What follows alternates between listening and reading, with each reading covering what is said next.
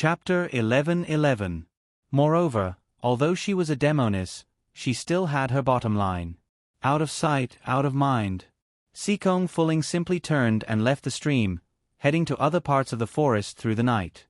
Less than a second after she left, Arbor opened her eyes, and her tense aura slowly relaxed.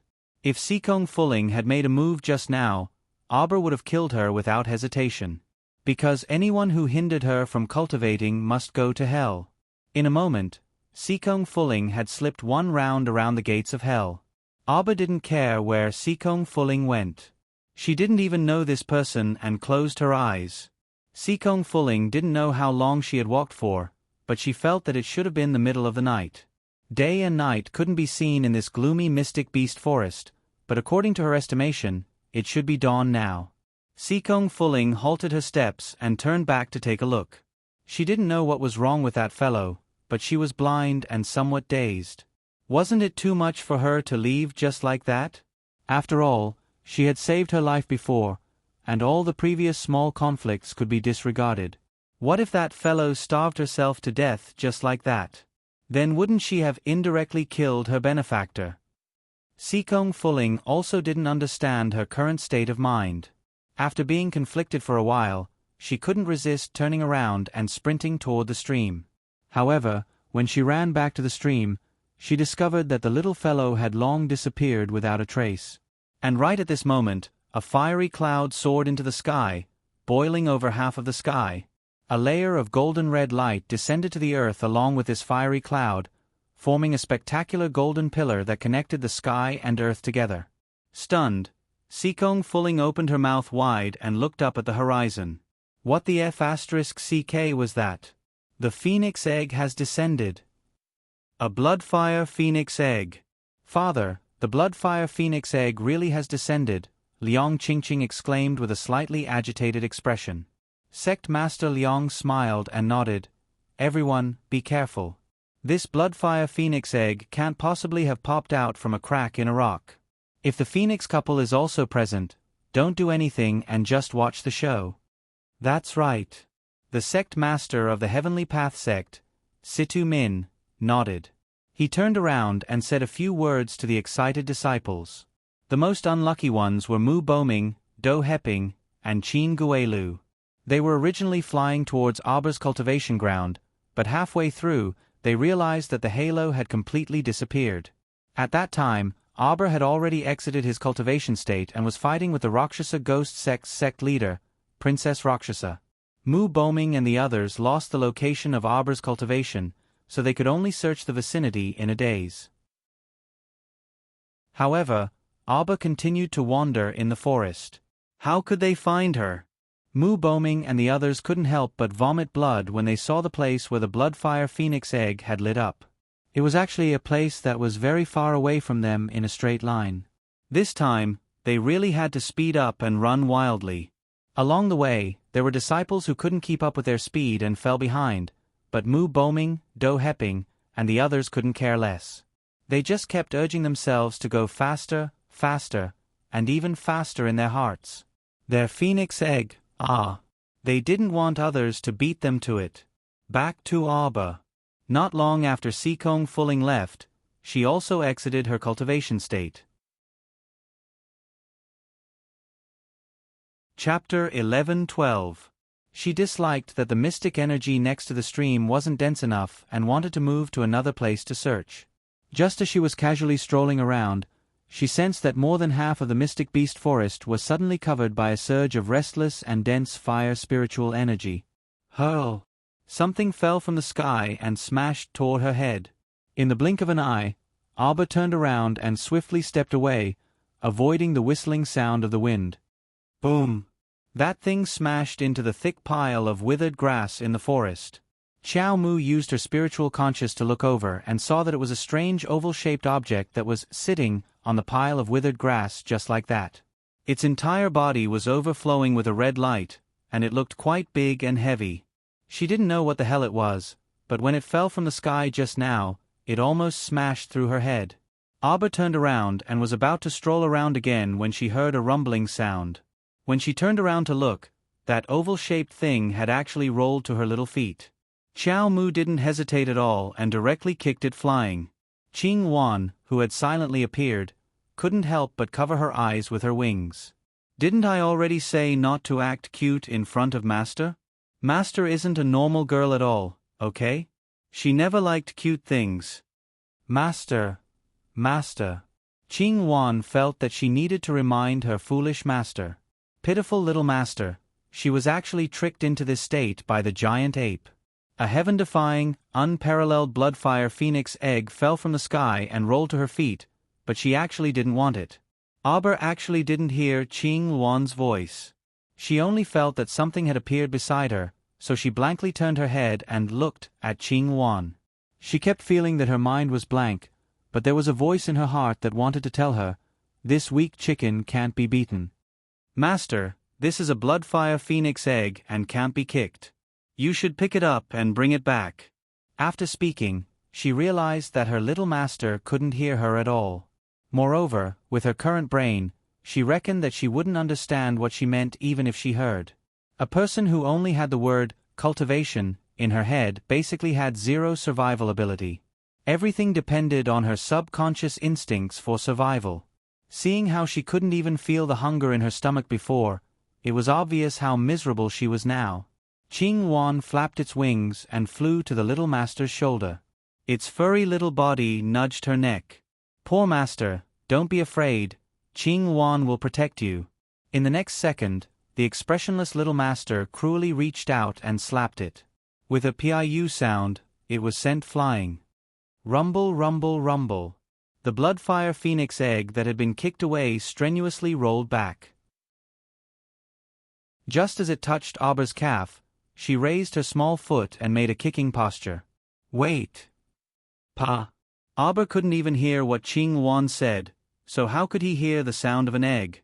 This kick was even more ferocious. After being kicked against a tree, the bloodfire phoenix egg bounced back with a piu, and once again rolled to Xiao Mu's side with a thud. "Master!" Qing Wan simply transformed into her human form. With a messy bird's nest hair, she ran to Aber's side in tears and grabbed her little hand. "Stop kicking. This is a bloodfire phoenix egg. It can fight and use big moves. It has no problem going up the mountain or down the sea. Even if it's not good, we can roast it and eat it." Chapter 11:13. He knew that his little master couldn't hear and could only see him with her spiritual senses. Qing Wan hastily made all sorts of strange movements, jumping and hopping. In the end, he even fished out an egg and knocked it twice. Then, he peeled the shell out and handed it to his little master, pointing at her little mouth. Aber expressionlessly reached out to take that small egg and took a bite. She, who didn't feel anything after eating, directly stuffed the entire egg into her mouth. Classmate Qing Wan's mouth twitched. Why did he feel that this master was even more adorable than before? Aber turned to look at that bloodfire phoenix egg and walked toward it. A small hammer suddenly appeared in her hand. Qing Wan, who was following behind her, suddenly widened her eyes and hastily exclaimed, "You can't eat it now, you can't." The bloodfire phoenix egg rolling under the tree shook its round body for no reason and angrily jumped up and down, emitting a soft cry. "You woman! Stop right there!" Aber's hand, which was holding the small hammer, was forcefully pulled back by Qing Wan, who rushed over afterwards. Qing Wan once again gestured with his hands and feet, using images to make Aber understand that this bloodfire phoenix egg had to be roasted first before it could be eaten. The bloodfire phoenix egg jumped up and bumped into Qing Wan. "You damned bird, don't always slander me. You idiot, hurry up and retract the light on your body." Qing Wan shouted irritably. At this very moment, everyone in the entire Mystic Beast Forest was rushing over in a flurry. The bloodfire phoenix egg's red light was too dazzling. Even a blind person could find its direction, let alone in such a dark and overgrown forest. This round of light was simply a guiding light. The bloodfire phoenix egg said weakly, "I can't retract it." Fraud. Qing Wan directly picked up that egg and stuffed it into Aber's arms. Then, she pulled her and ran into the depths of the forest. "Hurry and go, little master. Many people are chasing after us. Where are you running to? A shout came from midair. The speed of the approaching person was rather fast. In the blink of an eye, the huge shadow covered the entire area. This was a middle-aged man with a dark face, a square mouth, and a wide nose. His black robe fluttered in the wind. Arbor hugged a bloodfire phoenix egg and looked at the middle-aged man expressionlessly. Qing Wan could feel the man's strength, but fortunately, he was alone. Thus, he hurriedly pushed his little master behind him and gestured for her to leave first.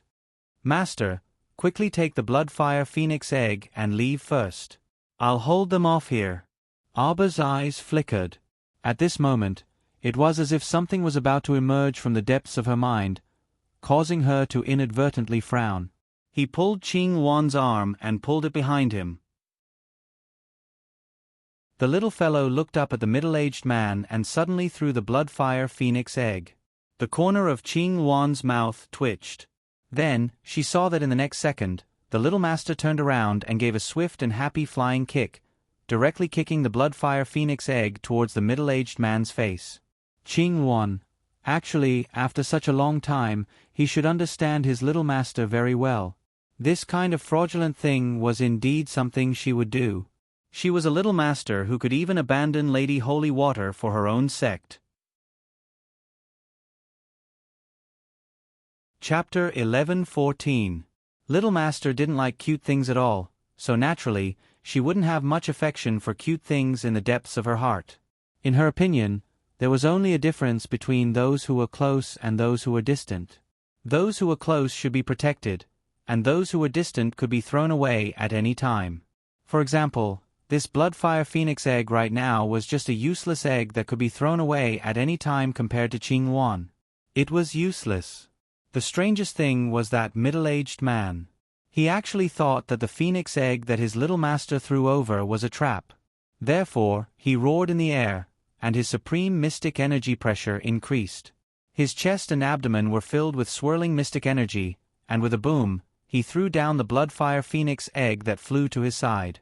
Classmate Qing Wan suddenly felt some sympathy for this egg. Arbor didn't have any expression when she saw this. If she still had emotions, she would be furious. She wondered if this person was sick. Didn't he come for this oval thing? Why didn't he want it now? With such a pause, Arbor kicked the phoenix egg again and sent it flying. The middle-aged man kicked it again. The two people kicked back and forth 2 or 3 times. The phoenix egg couldn't bear it anymore and became angry. These two insignificant humans, what did they think it was? It was the one and only bloodfire phoenix in the world. When Arbor kicked the middle-aged man, a red light of spiritual energy burst out from the phoenix egg. No, it didn't even look like spiritual energy, but a higher level of power.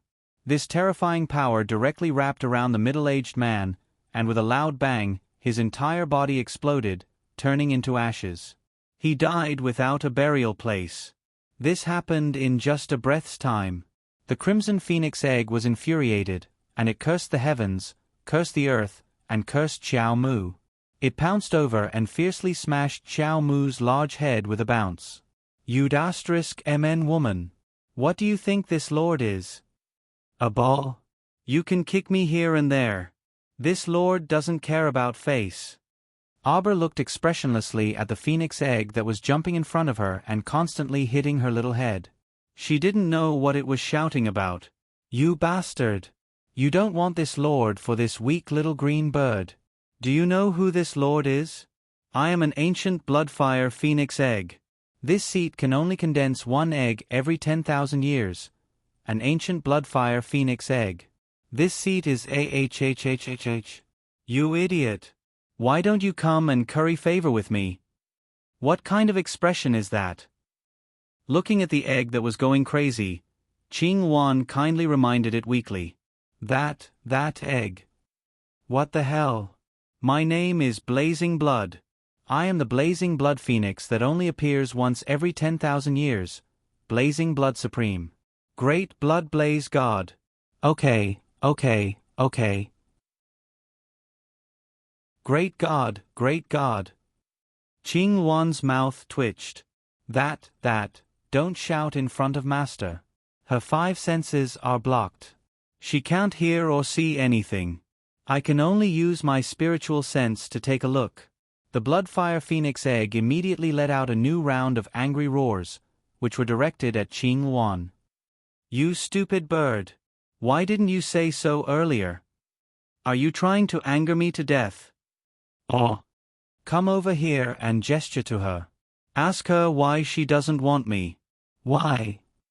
This Phoenix Egg was really going crazy. Qing Yuan weakly moved to Aba's side, tugged at her little master's sleeve, and gestured to her. "Little master, the Phoenix is asking you why you don't want her." Chapter 11:15. Aba's 10,000-year expressionless face didn't have a single ripple of emotion. The Phoenix Egg became even angrier when it saw this. It jumped up and was about to smash her head, wishing it could wake her up. "I'm a million times stronger than this stinky cyan bird. Why do you want him and not me? You idiot! You don't even know who I am, do you? Hurry up and tell me." Master, she can't speak. "Why didn't you say so earlier?" The Phoenix Egg's rage had reached a critical point. Soon after, it spread out its powerful divine sense and directly rushed into Aba's consciousness. With a glance, it roared even more angrily. "You damned woman, you actually already contracted with another profound beast? Don't you know that you humans can only contract with one profound beast in your entire life? You actually formed a contract with a weak Xian beast so casually. With your talent, you clearly have a better choice." The Phoenix Egg communicated with her mental energy through her conscious pool, so Qiao Mu actually heard it. However, she subconsciously disliked this guy's tone of voice very much. Even if her memories were temporarily blocked, she was still a protective little fellow in her bones.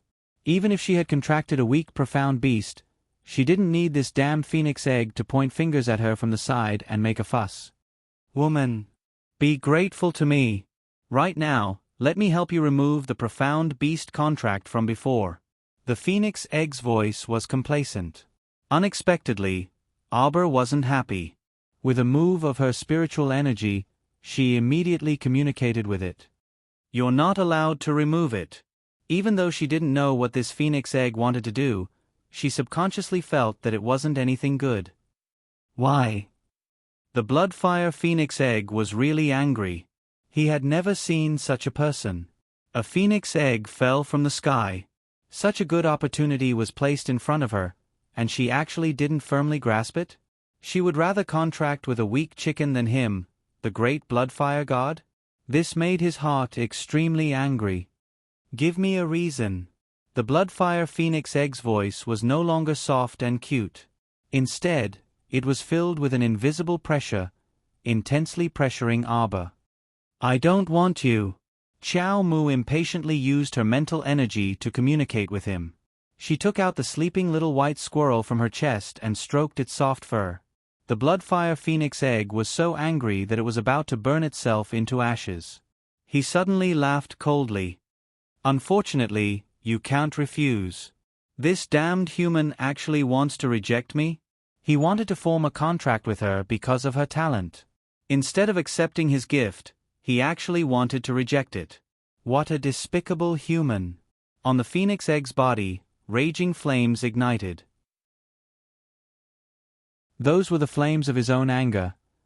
An extremely domineering and intimidating power seeped into the depths of Qiao Mu's conscious, not allowing her to refuse, and rushed towards that mental contract. In the blink of an eye, in the depths of his conscious, the 12 jade slips that had been bundled together suddenly opened up and formed a wall. The golden talisman Jade Tome activated its self-protective consciousness and blocked the Phoenix Egg's spiritual energy. At the same time, an angry consciousness rushed out of Aba's consciousness and flew towards the Phoenix Egg's mental contract. Aba only felt his consciousness surge like a raging wave. The two fiercely collided. His pupils shrank. In the next moment, because of the endless pain in his consciousness, he spat out a mouthful of blood. The green vine in her sleeve instinctively drilled out and attacked the Phoenix Egg that was attacking her consciousness. The Bloodfire Phoenix Egg was stunned.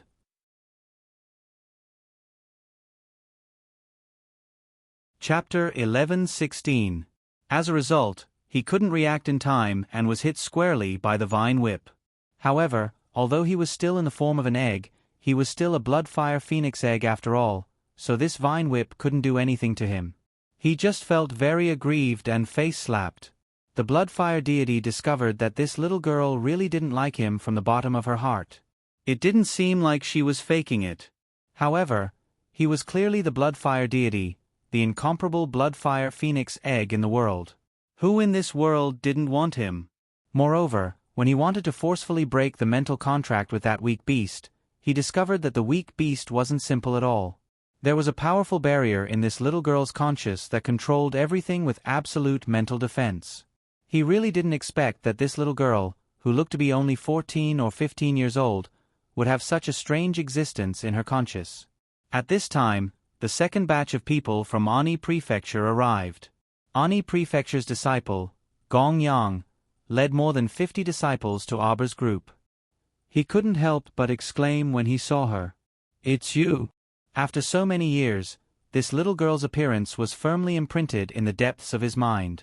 2 years ago, the battle on the Holy Water Sect's main peak nearly killed all the Ani Prefecture disciples on the spot.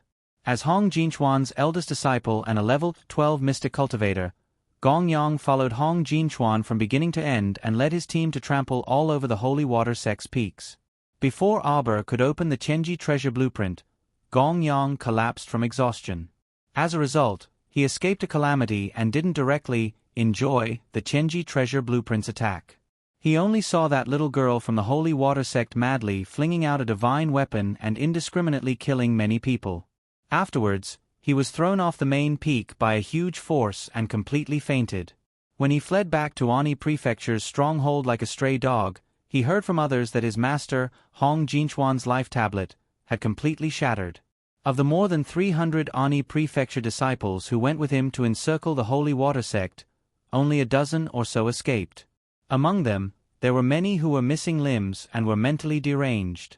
He didn't expect to meet this little girl from the Holy Water Sect again in the Mystic Beast Forest 2 years later. A trace of fear and jealousy flashed in Gong Yang's eyes. He hurriedly approached a robust old man in his 60s and loudly said, "It's her, Consecrator Li, a remnant of the Holy Water Sect. She might know the whereabouts of the sacred water. Also, she has a divine artifact, the Chenji treasure map." "What?" The old man named Consecrator Li was overjoyed when he heard the news. He looked at Aber and laughed. "That's really a case of wearing out iron shoes in a fruitless search, only to find it without any effort. There is indeed a type of person in this world who is gifted and born with great luck. Look, there's the divine artifact Chenji treasure map and the sacred beast phoenix egg." Consecrator Li's gaze fell directly on the Bloodfire Phoenix egg beside Aber's leg, and his eyes revealed a greedy light. "Wait until I catch you, little girl. I'll interrogate you to find out the whereabouts of the holy water." Consecrator Li reached out his hand to grab Aber as soon as he finished speaking. However, he caught nothing but air. Qiao Mu's footsteps shifted extremely quickly, and she kicked that phoenix egg directly at the elder. She instinctively believed that this person also came to ask for the phoenix egg. That old man chattered so much earlier, but she didn't hear a single word. However, the Bloodfire Phoenix was very angry.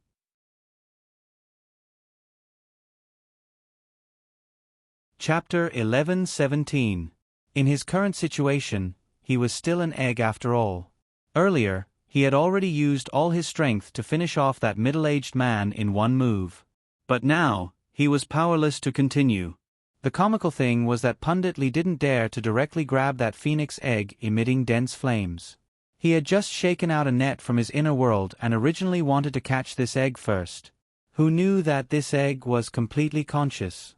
When it saw Pundit Li take out a net to catch it, it rolled back to Aber's side as if the egg had grown legs. Pundit Li's aura sank, and he emitted a powerful mental pressure that crushed Aber. Although Pundit Li's cultivation had been suppressed to level 1 spiritual cultivator and he didn't dare to easily use spiritual energy under the heavenly law's nose, his mystic conscious had already reached level 9. He expected that he could do whatever he wanted in the lower star domain. He originally thought that this attack would definitely crush that little girl until she vomited blood and collapsed on the ground. However, things didn't go as he wished. This mystic conscious attack didn't cause the slightest ripple, and the little girl before him was still perfectly fine. However, he didn't know that if Aber's conscience hadn't been damaged and his spiritual consciousness hadn't been greatly weakened, that old man would have already been sent to some unknown country by the backlash. The old man let out a faint sound of bewilderment and changed to using the power of a level 1 spiritual cultivator to suppress Aber. This little girl is a bit dangerous. Punditly, you mustn't lower your guard. This girl has the Chenji treasure map on her. Gongyang was halfway through his words when he suddenly saw Aber turn around and cast a glance in his direction. He only felt that the little girl's eyes, which were like icy pearls, seemed to flash with saber light and sword shadows. It was abnormally vicious and malicious. How could Gongyang know that Aber's memories had been blocked at this time? However, she seemed to subconsciously remember this person. Many years ago, she had repeatedly flipped through many people's life lanterns in the ancestral hall. She had seen all the holy water sect disciples' images before they died. If her memories still existed at this time, she would definitely remember that this Gongyang in front of her was the person who made Fat Sister ruthlessly self-destruct back then. He had taken care of them on the first peak for 30 years like it was just one day. Fat Sis, who was responsible for all her daily needs, was gone because of this bastard. She stared at him coldly. Suddenly, she sent a wisp of her spiritual sense straight into the depths of Gongyang's conscience. Compared to Reverend Li, Gongyang's conscience was far inferior. This ferocious spiritual sense attack directly knocked Gongyang back 3 steps. His mind was in a daze. He held his head and howled a few times. "Set up the formation," Consecrator Li shouted with a sullen face. More than 50 Ani Prefecture disciples rushed out from behind Gongyang. They drew their swords in unison and set up an inescapable sword formation. The disciples of Ani Prefecture had cultivated this sword formation for many years, and their coordination could be said to be quite good. When the entire sword formation was in operation, it was as if thousands of swords had formed a red sun, swaying back and forth around Aber. Consecrator Li laughed sinisterly, and his powerful cultivation once again suppressed Aber's figure. "You can break her arms and legs, but don't take her life. This old man still wants to keep this little girl alive to inquire about the holy water's whereabouts." At this time, Gongyang's pale face had also recovered some of his lucidity. He glared at Aber and said resentfully, "Consecrator Li, I see that this little girl is a cultivation prodigy. If you use her body as a cultivation cauldron, Consecrator Li's cultivation will definitely rise to another level." Consecrator Li hadn't thought of this, and he couldn't help but laugh loudly at Gongyang's reminder.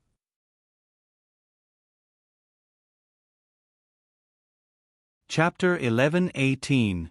Gongyang, your idea isn't bad.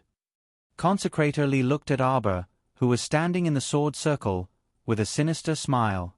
He shouted to the disciples, "Remember, don't harm her life. Just break the tendons in her arms and legs." Taking a closer look, "You are indeed a peerless beauty. To be able to become this old man's cultivation furnace, it can be considered your good fortune." Ha ha ha ha. As the old man spoke, he laughed complacently. But he didn't forget to release the strongest mystic energy a level 1 spirit master could release to control Aber, who was inside the sword circle. This sword circle's advantage was in coordination. It gathered the cultivations of over 50 people, turning them into a whole, condensing them into a ball. In a short period of time, it would be difficult for Aber to break out of this sword circle by herself. Moreover, her conscience had been injured just now. Right now, she only felt a faint headache. The best method was to find a secluded place to sit down and continue cultivating, recovering her spiritual sense. But the current situation didn't allow her to stop and rest. She could only continue fighting. Of course, deep in her heart, she didn't fear anyone. Moreover, although she didn't know what they were blabbering about, seeing their vulgar expressions, she knew it wasn't anything good. Suddenly, something flashed in the depths of her mind. As if suddenly realizing something, she took out a round bead from her pocket. The Duan family's core ravaging thunder. Gong Yang suddenly screamed. Quickly dodge, this thing is incomparably powerful. Gong Yang had actually been paying attention to Arbor all this time because he was afraid she wouldn't take out the Chenji treasure blueprint at any time to kill them all. But after waiting for a while, the Chenji treasure blueprint didn't appear. Instead, a very dangerous core ravaging thunder came. Arbor didn't wait for him to finish screaming. She threw down a core ravaging thunder and instinctively stuck a teleportation talisman on herself and Blue Luan. With a whoosh, she moved out of the sword circle and instantly appeared 1,000 meters away as fast as lightning. Consecrator Li's eyes widened. Before he could react, he heard a loud boom. The disciples of Ani Prefecture who were gathered together were in for a bad time. The disciples in the inner circle just happened to be at the core of the core ravaging thunder's explosion. They were blasted to pieces, missing limbs, and mangled flesh. The dozen or so people in the outer circle were slightly better off, but their faces and bodies were also covered in blood. They were blown away by the blast of the explosion. The might of the core ravaging thunder had alarmed all the Xian beasts in half of the forest. For a moment, a loud roar came from the depths of the forest. Previously, because of the birth of the Bloodfire Phoenix egg, all the beasts were dormant and didn't dare to move. Now that they saw that the phoenix egg didn't move, the boss of the forest finally dared to roar in anger. Arbor and Qing Wan had already turned around and ran away, leaving behind an egg who was hopping and chasing after them. He was so angry that he shouted, "Stop, you guys, stop!" Pa! A large, furry white tail suddenly attacked the Bloodfire Phoenix egg. If it wasn't for the fact that the phoenix egg rolled quickly, it would have been hit by the tail. The tail missed and drew a white mark on the ground. Wherever it passed, a huge rock half the height of a person was directly smashed into pieces. Arbor stared blankly. She lowered her head and looked at her empty little hand. She turned her head to look at the snow-white little critter with an indescribable expression. If she was awake right now, she would definitely shout happily, "Chirp chirp, you're awake." However, she was currently looking at them expressionlessly. There wasn't the slightest fluctuation in her emotions.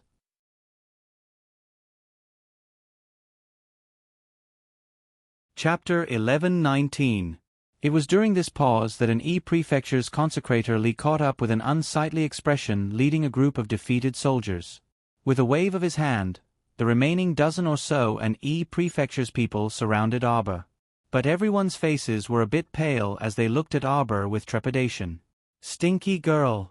I really underestimated you," Consecrator Li shouted angrily, giving Gong Yang a meaningful look. Gong Yang nodded in understanding and secretly slid her feet twice. She suddenly reached out to grab Arbor's shoulder, a vicious glint flashing through her eyes. She intended to break Arbor's arm. Chirp! A white fluffy figure shot over like an arrow, angrily slapping Gong Yang's face with its little claws. With a pounce, Gong Yang screamed and raised his hand to cover his face. Fresh blood slid down from between his fingers.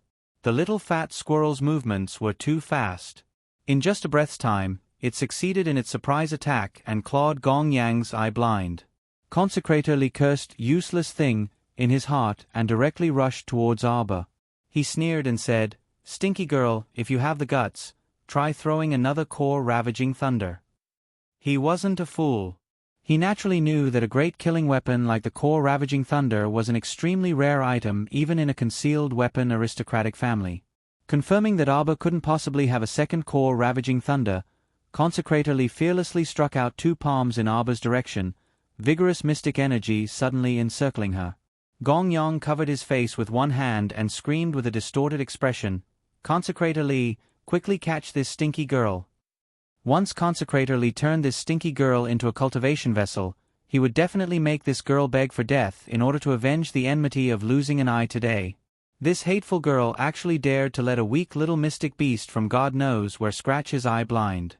Gong Yang was so angry that he couldn't restrain himself. His entire body trembled in anger on the spot.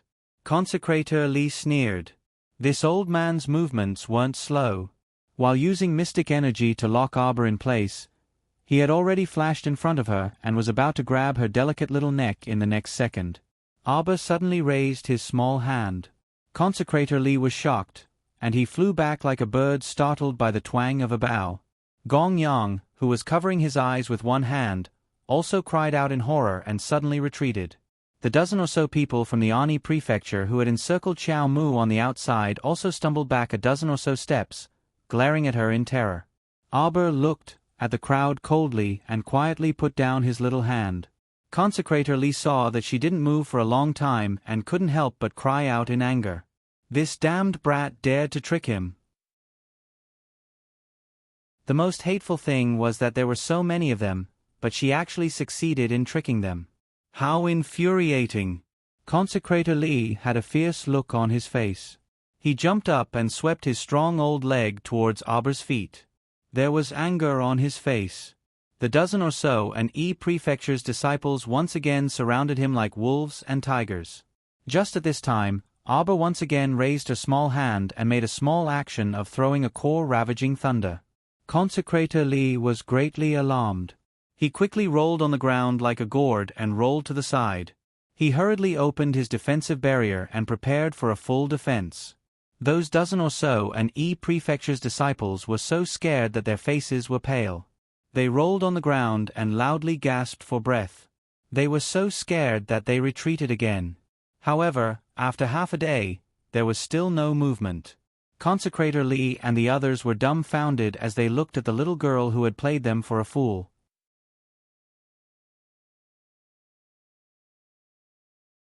Chapter 11:20.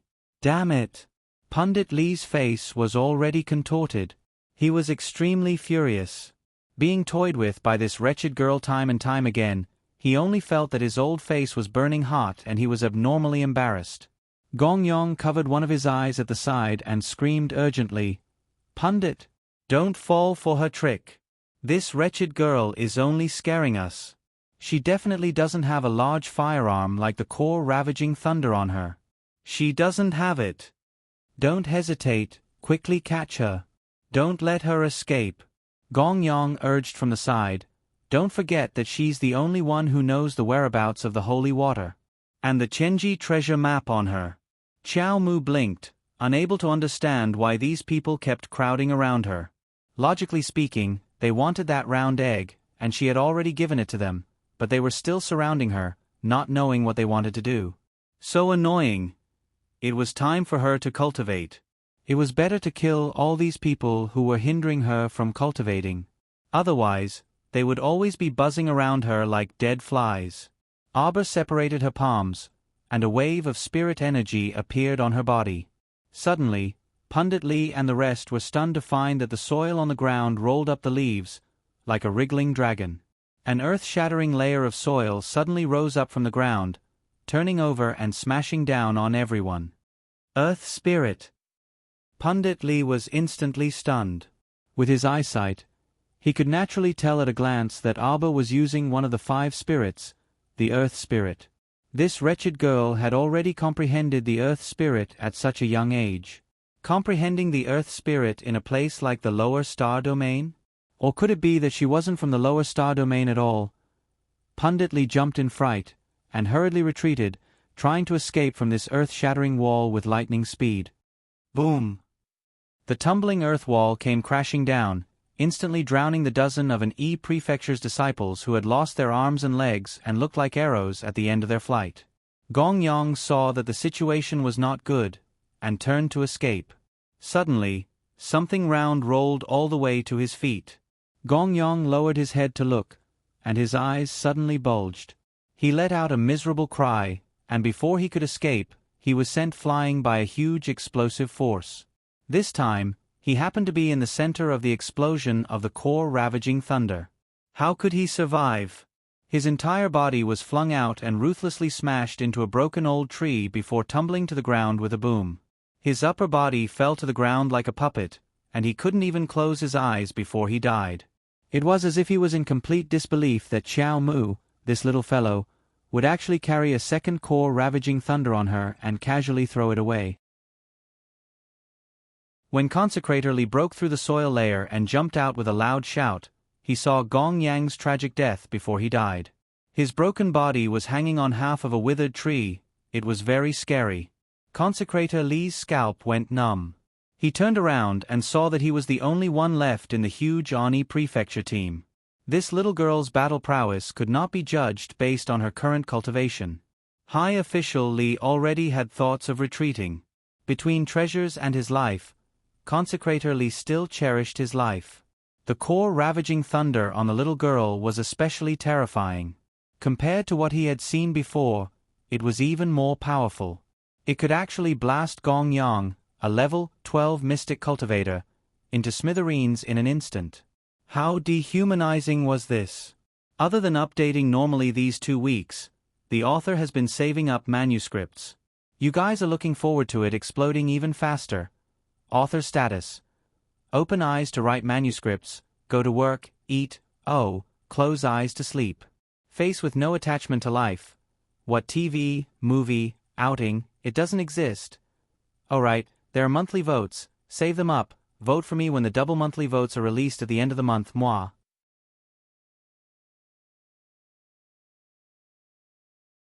Chapter 11:21. He didn't know if there was a third core ravaging thunder on this damned girl. He couldn't afford to gamble.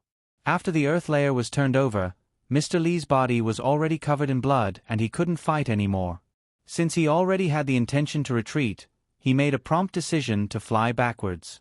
But after running for a few steps, he saw a snow-white squirrel-like little beast squatting there, eyeing him covetously. Its pair of small eyes were staring at him just like that. Consecrator Lee immediately flew into a rage. With a roar, he kicked over, "Get out of my way! Damn it, even a weak little beast could casually block his way now?" It was simply seeking its own death. Mr. Lee's face was ugly. He was sure that his kick would definitely send this weak beast flying into the sky. He didn't care whether it was dead or alive. Anyway, if it dared to block his way, he would kill it all. However, the flying into the sky that he expected didn't happen. On the contrary, he clearly heard the crisp sound of his leg bones breaking. He immediately wailed and cold sweat dripped down his head. That kick just now was as if he had kicked a piece of iron plate, causing his leg bones to fracture. Don't joke around. He was a level 1 spiritual master. For someone with his cultivation level, his whole body had been trained to the point where it was impregnable. Not to mention kicking such a weak little beast, even if he was hit by the core ravaging thunder just now, it wouldn't be enough to make him so miserable. So to say, this little beast wasn't a weak beast. Could it be a spiritual beast? Or a divine beast? Consecrator Lee was flabbergasted as he stared at the little weak beast that was constantly stretching its body and suddenly grew to the size of a small hill in front of him. Dragging his broken old leg, he took a few steps back and swallowed his saliva in panic. Why did it turn out like this? What kind of monster was this? He had never seen a little squirrel that could grow to the size of a mountain. His eyes bulged and he subconsciously shrank back. When she turned her head, she saw the slender figure standing under the tree. Her evil guts welled up, and she pounced at Xiao Mu, her hands grabbing for Xiao Mu's slender neck. No, he must catch this damned girl in his hands to save his life. Bang! A white, furry tail suddenly covered the top of his head and swept over, instantly sending the old man, who was trying to grab Xiao Mu, flying. He crashed head first into a tree with a thud, and he tumbled to the ground with a cry of pain. The little white squirrel that had turned into the size of a small hill had a pair of small eyes that flashed with a cold light. It contained a deterrent force that Consecrator Lee could not understand. When he fell to the ground, he felt as if his internal organs had been flipped upside down by the tail. After enduring for 2 seconds, he instantly spat out a mouthful of blood mixed with bits of his internal organs. With this spray, his aura became much more dispirited, and he fell to the ground on the verge of death, leaving only a pair of frightened eyes staring at the giant beast in front of him. He was scared. No, he regretted it. Let me go. Mr. Lee coughed heavily and turned to look at Arbor. He said word by word, "This old man can, cough cough, serve you as my master." However, Arbor didn't know what he was mumbling about and didn't give him any response. The little white squirrel saw that its little master's face was incomparably cold and knew that its master didn't want to let this damned old man live.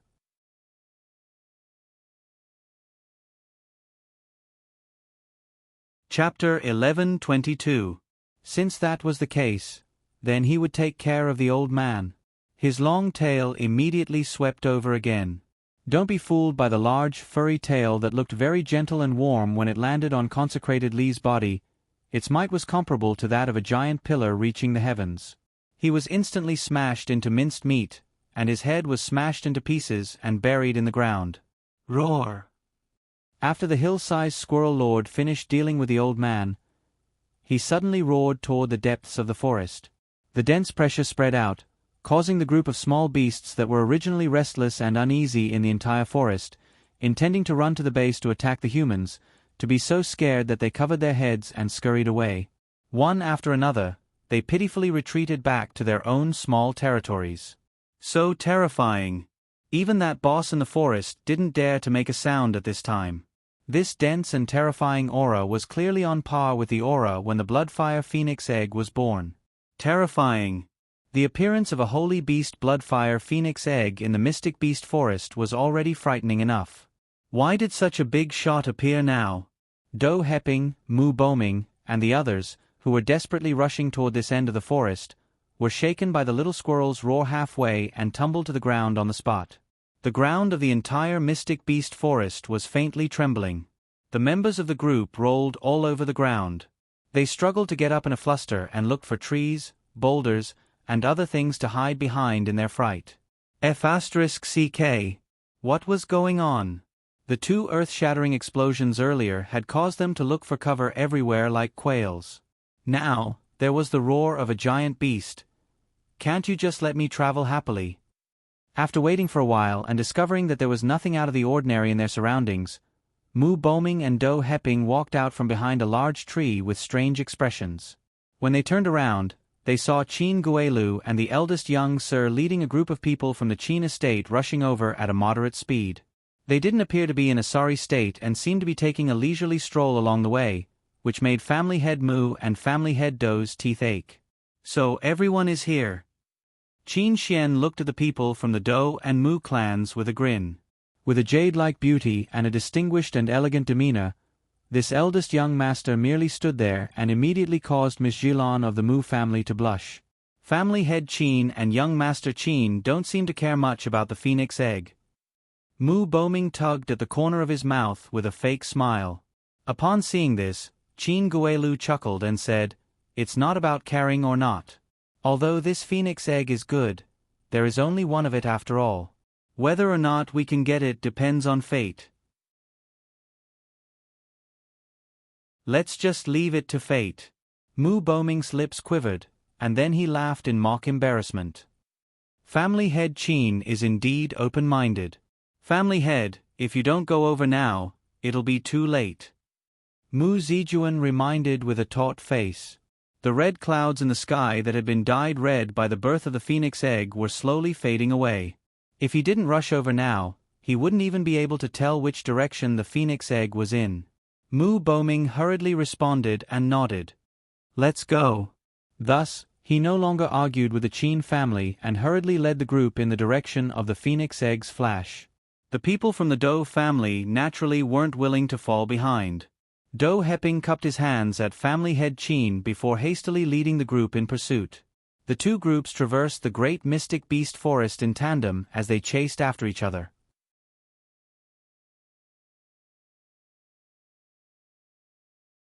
Chapter 11:23. The two teams traversed the great Mystic Beast Forest one after the other in pursuit. After running for so long, they had truly exhausted some of their stamina, and some of the youths in the team with inferior cultivations had fallen behind. Qin Xian leisurely walked beside Family Head Qin, but a moment later, he asked with a smile, "Did you guys notice that the phoenix egg is currently moving forward?" After he mentioned it, everyone abruptly realized that the phoenix egg had shifted forward by at least several hundred meters from where they had seen it previously. Eldest young Sir Qin chuckled as he lightly struck his palm with his fist. "Say, do you guys think that the phoenix egg has grown legs and is purposely avoiding us?" Everyone, "Eldest young sir, your joke isn't funny at all. Yet Chin Guelu said with a smile, phoenix eggs are born with intelligence, so it's not impossible. Squeak squeak. Suddenly, a small mouse with sparse hair on its head popped out from the thicket, and its beady red eyes glanced at them. Ah, a damned mouse.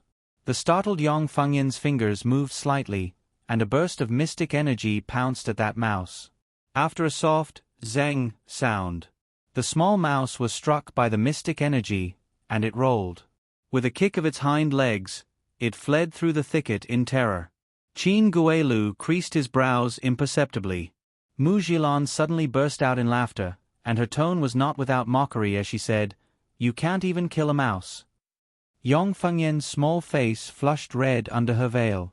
How could she have known that this mouse was so strange? She had clearly sent out a burst of level 4 mystic energy earlier, but a mouse actually slipped away. Mu Boming waved his hand with a smile and said, "Jilan, let's go." "Yes, family head." Mu Jilan pursed her lips and revealed a mocking smile again. When she passed by eldest young Sir Chin, she even snuck a glance at him. However, she didn't expect to meet eldest young Sir's smiling gaze. This was great. Her maiden heart thumped wildly, and she hurriedly followed family head Mu. On the side, Mu Zijuan saw this, and a sneer surfaced in his mind. Love-struck fool. "Father." Suddenly, a voice called out. Do Heping hurriedly turned his head and saw his daughter, Do Feng Chi, catching up from behind. "Phoenix Pool." "Father." Do Feng Chi stomped her feet and ran forward with an aggrieved expression. "Why are all of you here?" "It's a long story. Let's talk as we walk." Seeing that Mu Boming and the others had already set off, Do Heping hurriedly ran after them. At this time, the ground had returned to normal. However, just as the eldest young master had said, that hateful phoenix egg kept moving forward, as if it was deliberately avoiding everyone. "Father, what's going on? What was that red light?" "The Bloodfire Phoenix Egg has descended. Now, all the powers have gathered here. Those who can come are all here. Don't worry about anything else." "What's going on with you? Aren't you training in the secret realm?" "Don't mention it, father."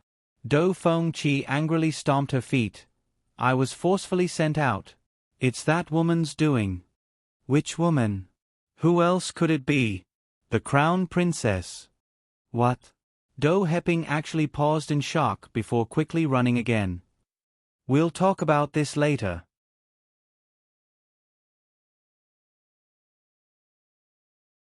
Chapter 11:24. The urgent matter at hand was to see what was going on with the phoenix egg. Behind Do Heping, a young lady who resembled Do Feng Chi in appearance but looked slightly younger couldn't resist pursing her lips and saying with a smile, "So useless. We agreed on a month of training, but we were forcefully transported out in less than half a month." "Do Feng Yao, shut your mouth." Do Feng Chi retorted with a cold expression, "If you went, you might end up worse than me." All right. When Do Heping saw that these two sisters had started dog-eat-dog again, he could only separate them with a headache. "Stop bickering, you two sisters. It's more important to take care of proper business right now." The group continued to run for a while as they spoke. The Do family and Mu family couldn't bear the enormous physical exhaustion, and more disciples fell behind. Do Heping and Mu Boming's expressions were slightly unsightly.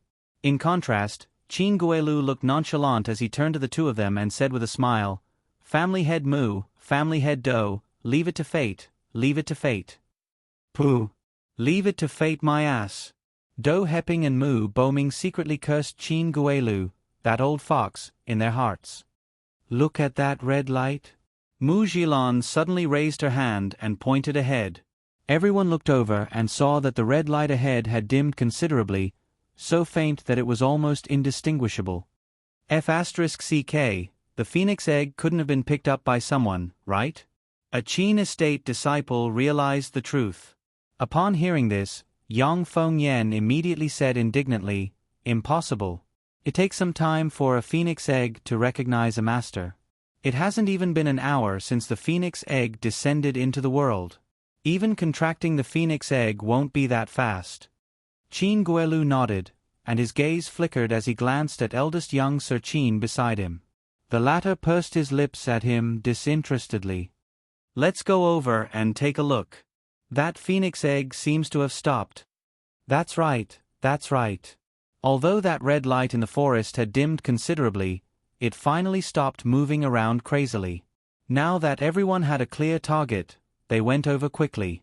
It didn't take long for them to find the source of the red light. Pushing aside the overgrown branches, they ran over to take a look. Everyone couldn't help but be startled. He saw a large piece of woodland, with only some debris and broken branches left. A deep pit was blasted in the middle, and the surrounding grass and trees were all razed to the ground. Thinking of the two huge tremors they heard before, everyone couldn't help but be speechless. After walking a little further, they saw a slender figure in plain clothes sitting with her back facing them. Looking at her back, she was actually a little girl.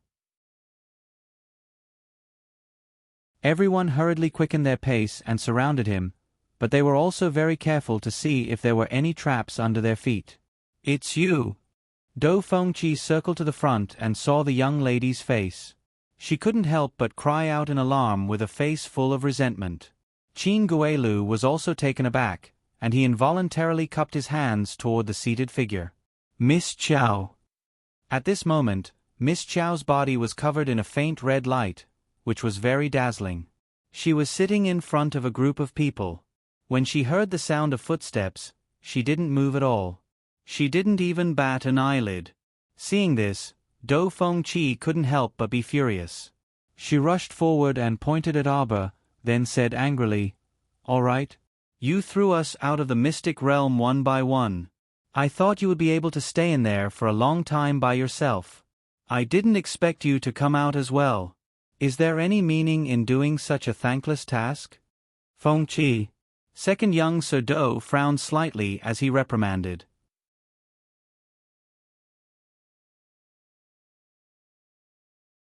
Chapter 11:25. Second Brother. Dou Fengqi stomped her feet in anger. "It's all because of her that I—" "Shut up." Second young Sir Dou glared impatiently at his younger sister. On the side, his younger sister, Dou Fengyao, couldn't help but chuckle. "What are you grumbling about when your skills are inferior to others?" Dou Fengyao. All right, all right." Dou Heping was about to be angered to death by these two sisters. They were still fighting like dogs in front of a group of outsiders, making the Dou family a laughingstock for no reason. Mu Boming's eyes flickered, and he walked forward and cupped his hands. "Miss Qiao, can you explain to us why you're covered in red light? Did you pick up a phoenix egg? Hand over the blood-fire phoenix egg." A trace of jealousy and hatred flitted through Yong Fengyin's eyes, and her eyes under the veil glared venomously at Arba. She already knew that this crown princess who had parachuted into the Mo kingdom was the little maidservant who had previously stayed in their Qin estate and disfigured her face by whipping her. As a result, her face had yet to fully recover, so she could only wear a veil when she went out. She seemed to be called something like Mu Xiaobao, that lowly slut who hooked up with men all day long. Not only did she not seduce eldest cousin and second cousin, she even hooked up with the crown prince now. Simply abominable. Right, hand over the phoenix egg. The Qin estate's disciples also stared fervently at the red light on Arber's body, and they involuntarily took a few steps forward. "Withdraw." Eldest young Sir Qin swept a cold gaze over them, promptly sweeping away the impulsive emotions in their heads. Under the eldest young Sir's intimidating gaze, they shuddered and subconsciously retreated a few steps. It was only then that eldest young Sir Qin turned around and chuckled at the little stoic sitting cross-legged in front of everyone. He called out, "Xiaobao, what are you doing sitting here by yourself?" Yong Fengyan clenched her fists and abruptly took a step forward, pulling out her sword to stab at Arba. "Cousin, don't waste your breath on this woman.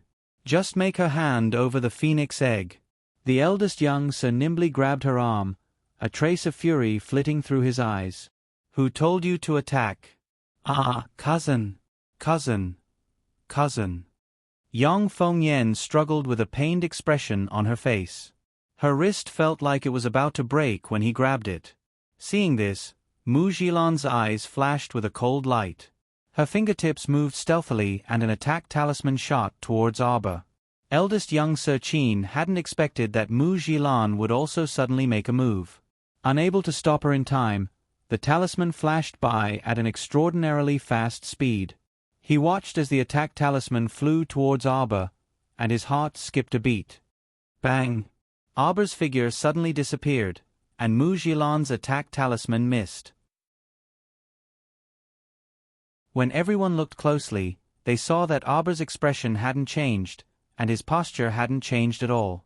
He had only moved a little, and now he was 5 feet away from them. Damn it! Mu Jilan was enraged, and 2 talismans swiftly darted out between her fingers. Just as she was about to release them, eldest young Sir Qin flicked his sleeve, causing her to stagger. What are you doing? Qin Xian glanced at Mu Jilan in dissatisfaction. Suddenly, they heard a gust of wind, and 2 Dou family disciples simultaneously pounced towards Arbor, greed flickering in their eyes. Hand over the phoenix egg. Those 2 long swords intertwined to form a sword shadow and slashed towards Arbor. Bang! Arbor's figure once again moved 5 feet away.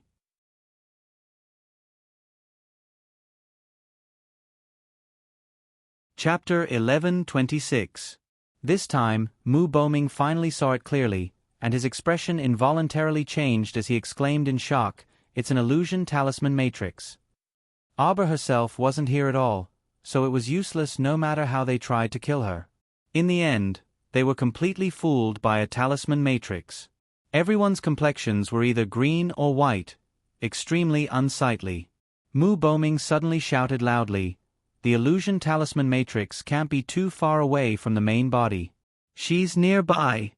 After saying this, he charged into the nearby forest. Qin Xian followed closely behind and sneered, "Family head Mu, you're already so old, why are you still so angry?" Mu Boming turned a deaf ear to him, and his figure flitted past. Everyone started a carpet search nearby, and sure enough, they discovered Arbor's main body behind a concealed thicket in less than half an hour. At this moment, she was standing behind a patch of charred dead wood. She was dressed in plain clothes and was cold and cheerless. She was expressionless, and her gaze was even extremely icy as she stared at them. What was exciting was that a layer of faint red light also floated around her main body, enveloping her within. It was as if her entire body was enveloped by a wisp of bright and enchanting flame. "It's a phoenix egg. A bloodfire phoenix egg," a Mu family disciple exclaimed excitedly. Sure enough, that round phoenix egg was squatting steadily next to Arbor. Mu Zijuan, who had always been relatively calm, couldn't keep his composure this time. His breathing stopped, and he clenched his fists as he stepped forward and said, "The phoenix egg is right here. If you want it, then rely on your own abilities." Eldest young Sir Qin couldn't help but burst into laughter. "What's the use of relying on your own abilities? Don't tell me you can strip someone else of their spiritual contract and take the phoenix egg back from a new contract? In your dreams, it still depends on whether the phoenix egg itself is willing or not." Spiritual contract? Everyone was startled, and only then did they clearly see Arbor's current appearance. Not only was her body enveloped by a faint red light, there was even a cluster of burning flames lightly leaping about in the center of her forehead. A mystic beast contract imprint. Damn it, we were a step too late. Miss Chow has already contracted with the phoenix egg. Ha! My phoenix egg, you actually contracted my bloodfire phoenix egg. Yang Fengyan screamed, unable to control herself. Eldest young Sir Qin couldn't resist laughing again, and his thin lips curled up as he glanced at Yang Fengyan with slight mockery. "Younger cousin, I remember that you are merely a level 4 mystic cultivator right now. How could there be a contract with a profound beast? You're still far from being able to form a contract." Yang Fengyan blushed under the veil. She was planning to shamelessly beg the patriarch to leave the phoenix egg for her. With her aptitude, she would definitely be able to break through to become a level 10 mystic cultivator in less than 10 years.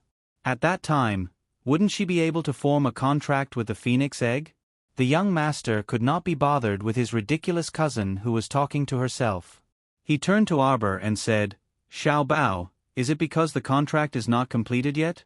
Is that why you haven't left yet?" Xiao Mu coldly looked at them. Dou Fengqi said angrily, "What kind of look is that? Do you believe that I'll dig out your eyeballs?" Ever since she was forcefully transported out of the mystic realm, Dou Fengqi had been stifling her anger until now. Now that she saw Arbor, it truly was both old and new grudges surfacing in her heart. Without waiting for family head Dou to shout for her to stop, Dou Fengqi pounced over and drew her sword to stab straight at Arbor.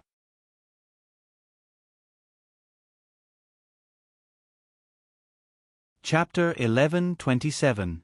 B*TSH. Who told you to make me lose everything in the secret realm? Bang! Arbor didn't seem to move, but her foot had already ruthlessly kicked Dou Fengqi's stomach. Dou Fengqi couldn't even get close to the corner of her clothes before she was swiftly sent flying. She crashed heavily into a nearby tree and spat out a mouthful of blood from the severe internal injuries. Everyone turned pale with fright, and they all looked at Arbor as if they were looking at a monster. Dou Fengqi was a level 8 mystic cultivator at any rate, but she couldn't even take a single blow from the crown princess? Why? It wasn't that Dou Fengqi was too weak, but that the crown princess was too strong.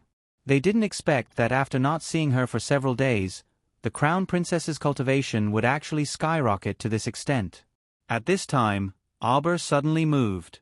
Like a killing Buddha carved from jade, she directly attacked the 2 Dou family disciples standing in front of her. With 2 snaps, those 2 Dou family disciples hadn't even recovered their wits when their heads already tilted slightly and hung in Arbor's hands. Ah! Mu Jilon screamed in horror. Seeing Arbor's ice bead-like eyes turn to her and lock onto her, she couldn't help but shriek in fright and terror. Her terrifying and ice-cold gaze was like a killing machine, completely devoid of any humanity. Qin Xian already saw Arbor's abnormality. She was usually cold and expressionless, but she definitely wouldn't be like this, where she didn't recognize her own family and wanted to kill everyone she saw. Could it be that she suffered from qi deviation while cultivating? Qin Xian was alarmed, and he rushed towards Arbor. Yong Fengyan shrieked behind him, "Cousin, what are you going over there for?" "Cousin, that woman is a lunatic." "Xiao Bao, how are you? Calm down first." Qin Xian had just spoken when he saw the little girl aiming a punch at his chest. This punch clearly already had the strength of a 13th level cultivation base. When the punch came down, Qin Xian's robes were blown back by a strong current of air. He couldn't take it head-on and didn't want to retaliate, so he could only dodge. "Cousin!" Yong Fengyan let out a dying scream. Xiao Mu's unfeeling eyes abruptly flitted in her direction. As soon as Yong Fengyan met Arbor's extremely cold eyes, she was like a duck that had its voice cut off. Her screams came to an abrupt end. What a terrifying gaze! Was that a human's gaze? Arbor was clearly like a moving jade statue. It was a jade statue filled with a terrifying aura that could kill people at any time. After rushing into the crowd, it took the lives of several disciples. "Everyone quickly disperse." Second young master Dou shouted in alarm. "Miss Chow must have gone mad from cultivating. He's probably not in his right mind and won't be able to recognize us. Everyone, don't fight her head-on. Spread out, don't move, don't move." Hearing this, all the disciples present slowed down their footsteps. Their bodies stiffened as they subconsciously slowed down their breathing. Arbor's footsteps moved slightly, and he slowly walked past the scattered group of disciples. When he arrived in front of a disciple whose eyes were wide open and whose body was stiff, he was about to walk over. That disciple suddenly punched the back of his head. "Go to hell." Second young Master Dou's pupils shrank slightly. However, Xiao Mu abruptly turned around and also threw a punch behind her. Her fair and tender hand directly collided with that disciple's fist. The fist wind traveled up the disciple's arm, and suddenly, the disciple's arm bone was pulverized into powder.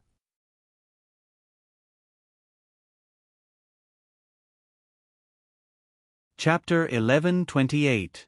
That seemingly pink and tender little fist was actually immensely powerful. Following the momentum, it smashed into the disciple's face, causing it to cave in and completely deform. That disciple didn't even have time to cry out before he fell heavily to the ground and stopped breathing. The surrounding disciples were all frightened by her terrifying technique, and they all cried out in alarm as they hastily broke into a run. Auber's figure flitted past, and she picked up the disciples who were about to make a move like little chicks. She exerted force from her fingertips, and several cracking sounds were heard. Those people's necks all drooped, and they didn't make another sound. "Don't move." Second young Master Do was simply infuriated to death by this group of brainless fellows. He told them not to move, but they still insisted on moving. How mentally tiring was it to have to lead a group of pig teammates? Didn't they realize that Miss Chow didn't react at all when she saw them at the beginning? It was only because one of them attacked her that she started to flip out. In other words, as long as they didn't move, she should calm down.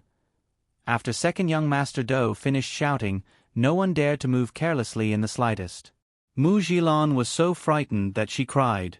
Her body trembled as tears streamed down her face, and she stared fixedly at Auber, who flashed past her.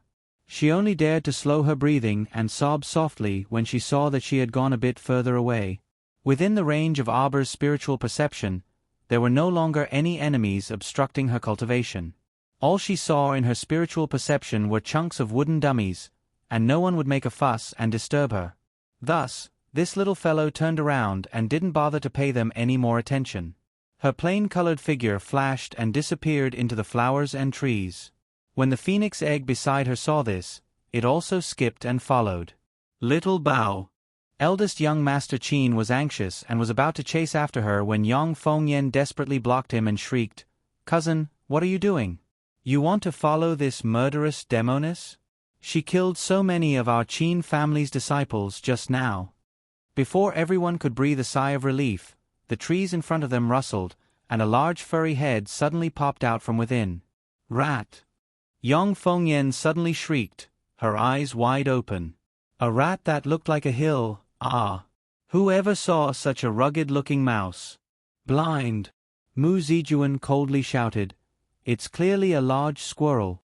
As he spoke, the large squirrel's fluffy white tail suddenly swept over, and with a rumble, everyone was shocked and retreated several dozen feet. Seeing that no one was following it, the big squirrel gave them a warning glare, turned around, and moved its fat butt away, huffing and puffing. Everyone looked at each other in dismay.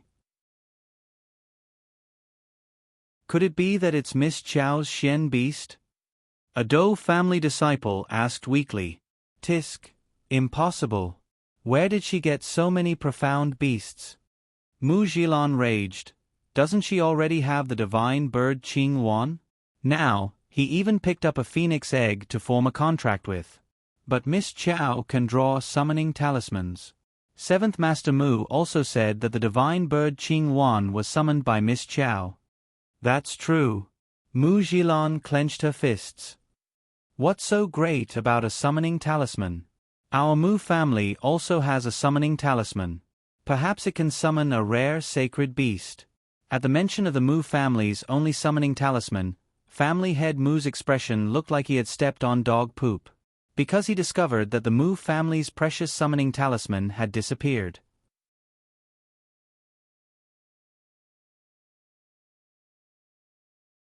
Chapter 1129.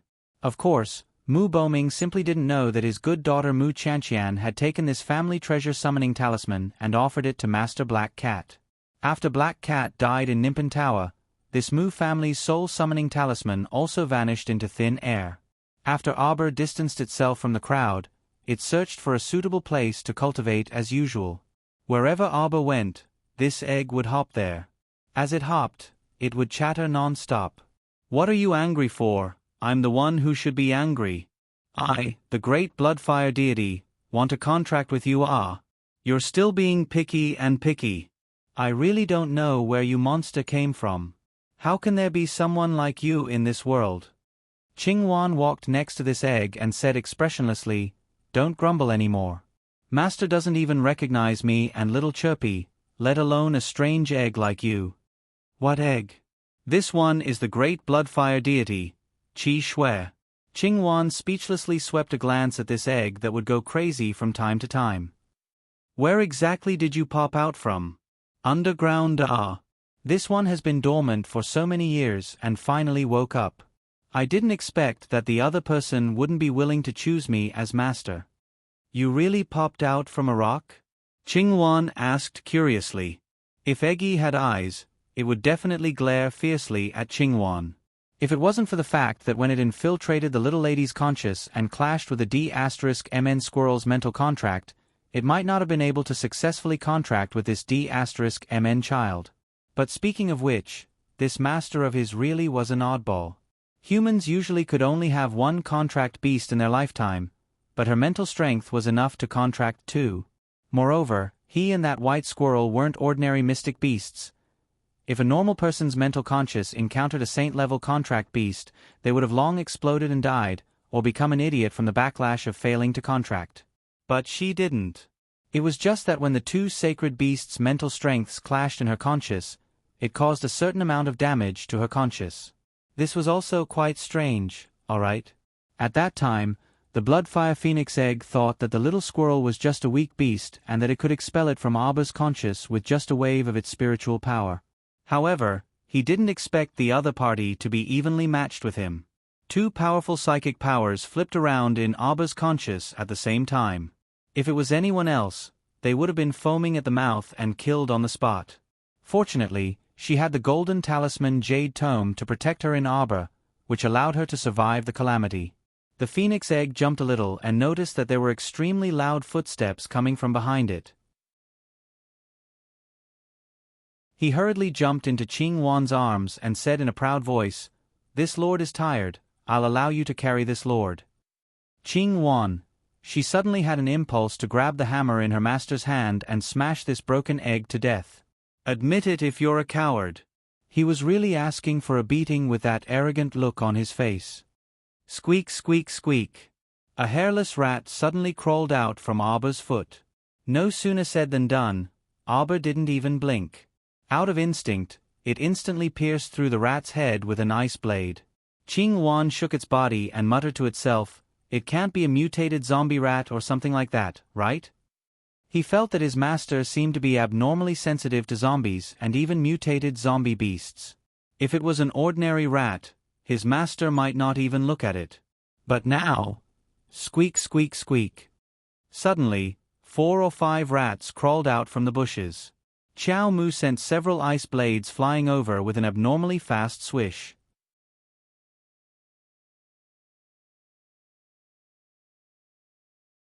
Chapter 11:30. After piercing those rats' heads at the same time, Aba couldn't delay any longer and immediately ran into the depths of the forest instinctively. Seeing her abnormal movements, Qingwan hastily dashed after her. Seeing this, the little white squirrel turned into a furry ball with a whoosh and hopped onto Qingwan's shoulder. Its little paw even attempted to kick down the egg in Qingwan's arms. Qingwan, these two guys really were dog-eat-dog things. Qingwan hurriedly pushed aside Chirpy's little paw and comforted, "All right, this egg is our partner in the future. Don't hit it yet. Let's go see what Little Master discovered." "Bah! We're not partners," two Tsundra voices indignantly said at the same time. Qingwan didn't succeed in being the peacemaker, so it simply couldn't be bothered with them. Hugging the egg and carrying the little squirrel, it chased after Aba in front of it, shuttling back and forth in the forest. After running for a few minutes, Qingwan also stopped when it saw its little master stop in front of it. When it focused its eyes, it immediately sucked in a breath of cold air. There were probably over 10,000 rats densely packed ahead, and they were currently attacking Mu Boming, Do Heping, and the others together. The people from the Qin estate had long disappeared, but 2 unfamiliar teams appeared next to Mu Boming and the others. Qingwan leaped in front of its little master. "Master, don't go over." Aba also didn't have any intention of going over. She stepped on a tree branch and looked down at the people besieged by the rats from above. If there were a few blind little mice squeaking and running towards her, she would take care of them. Her movements were fast and ruthless, not giving anything a chance to get close to her. Mu Boming, who was fighting a hard battle with the rats below, almost fainted from anger when he looked up. He couldn't help but roar at the branch, "Miss Chow, can you have your summoned beast come down and fight?" Miss Chow squatted on the branch and looked at them expressionlessly. Her appearance was truly cold and heartless. Mu Boming was so angry that a mouthful of blood welled up in his heart. Mu Zhilan could not help but say angrily, "Patriarch, why are you wasting words with her? How could someone like her be willing to save us so easily? Drive the rat swarm over there." Mu Zijuan angrily kicked a disciple beside him. "Are you an idiot? I'm telling you to surround them. Don't let the rats open a path." Currently, Mu Boming, Do Heping, and the others were at the center of the circle, and there were many Do clan and Mu clan disciples standing around them. The disciple who'd been kicked by Mu Zijuan had already felt his limbs go limp from fighting with the rat horde. After being kicked by Mu Zijuan again, he was furious and unwilling to accept this outcome. In his unstable state of mind, several rats pounced on him and bit him, causing him to cry out in pain. He lost his footing and immediately fell down. This fall was fatal on the spot. He was immediately dragged into the group of rats by dozens of large rats that pounced on him. Within a breath's time, he was completely devoured. When Mu Zhilan saw this, she shuddered fiercely and wailed, "What do we do, Patriarch?" Mu Boming's head also exploded. Looking at the rat swarm that blotted out the sky, he gritted his teeth and said angrily, "Summon the flying mystic beasts. We're withdrawing." Mu Zhilan's eyes widened. "But Patriarch, there are broken trees everywhere here, and the branches are intertwined. It's impossible for us to fly."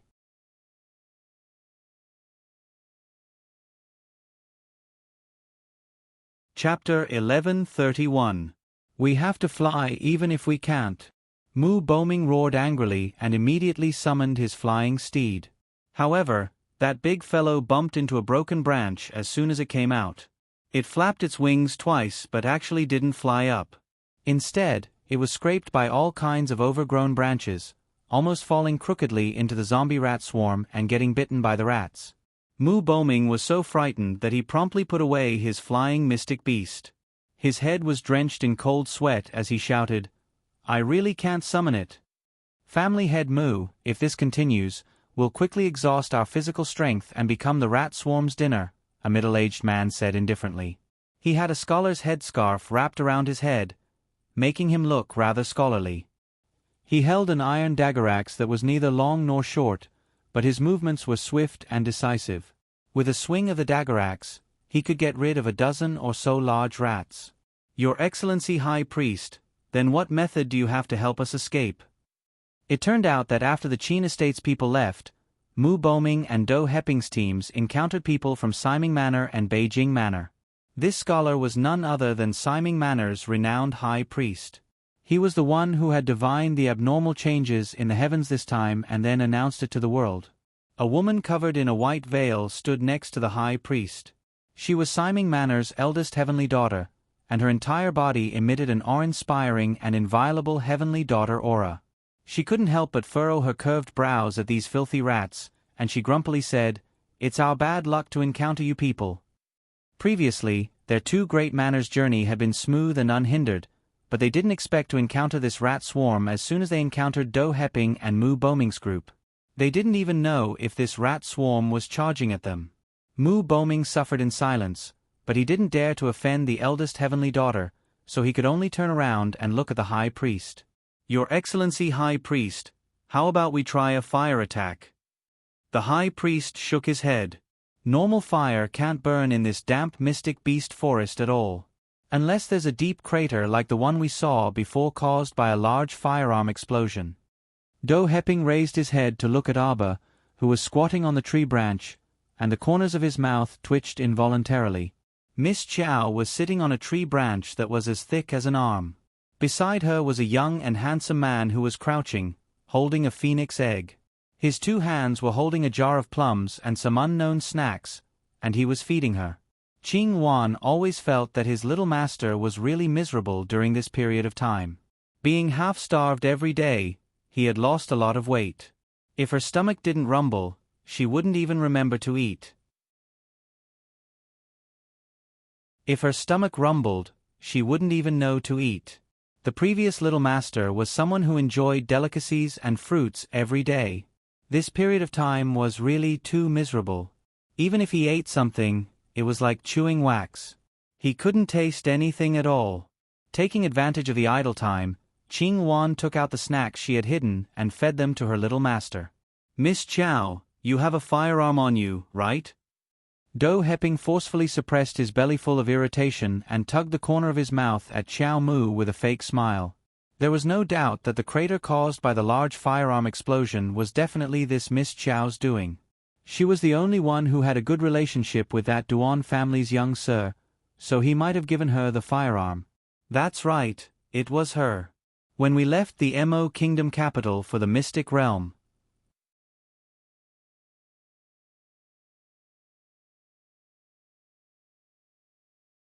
Chapter 1132.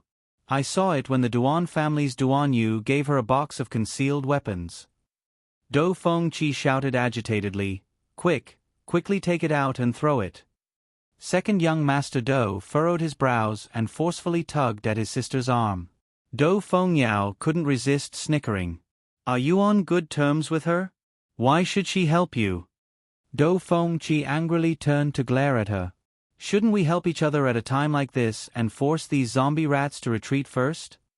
Heh, I don't think Miss Chow is a righteous person. Look at her squatting there. Does she have the slightest intention of helping us? In my opinion, it's completely hopeless. Qing Wan, who was currently feeding the little girl, turned back to glance at them and chuckled. "You two don't need to boast and sing to goad my little master into action. Because it's useless. Little master simply can't hear what you fools are saying." Do Feng Qi was taken aback and glanced at Do Feng Yao. Seeing the latter's flushed face, she realized that the cyan-clothed man had truly guessed Do Feng Yao's thoughts. As it turned out, she was purposely cursing at her earlier to goad Arbor into action. The leader of Beijing Manor was called Xian and she was supposedly the future young madam of Beijing Manor. She was in her early 20s and had a slender figure. Her looks could also be considered above average. At this time, she couldn't help but frown when she heard this. She turned to a maidservant beside her and said, "Who knows where that girl Bao Yan ran off to? We should be more careful later and split up if there's a chance." "Yes, Mississippi," that maidservant nodded. Bao Yan disappeared as soon as she entered the Mystic Beast Forest. "Don't bother with her. Our top priority is to escape first." As she said this, she looked up at Arbor, who was watching from a branch, and couldn't resist asking softly, "Miss, who is that person? Is it as family head Do said, that she has some large firearm on her? If so, why didn't she do anything when family head Do said that? She's truly ruthless." Xinu shook her head.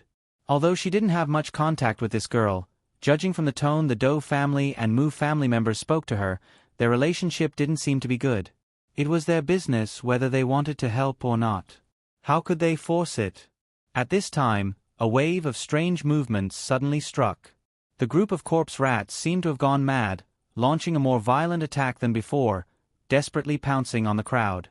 A portion of the zombie rats that had split off from the group of zombie rats even made a beeline for Chow Mu's tree and attacked its roots. Dozens of rats gnawed at the tree that Arbor was sitting on. The tree shook back and forth and looked like it was about to collapse. Arbor suddenly jumped up and took the profound artifact Bao from his back. He shot several arrows in succession.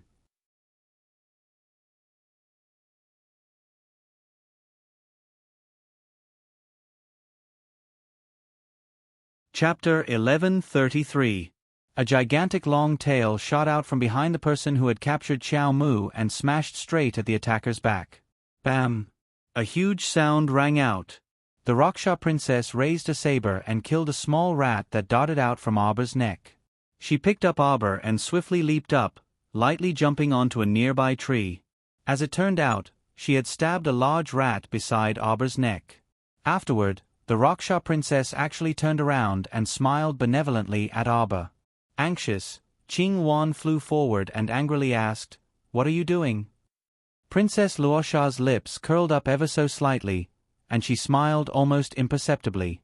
She had concealed her aura and secretly followed Arbor, so she had long sensed her abnormality. This little fellow was like a clown, looking for places to cultivate everywhere. As long as she didn't reveal killing intent and didn't obstruct her cultivation, she could definitely become good friends with her.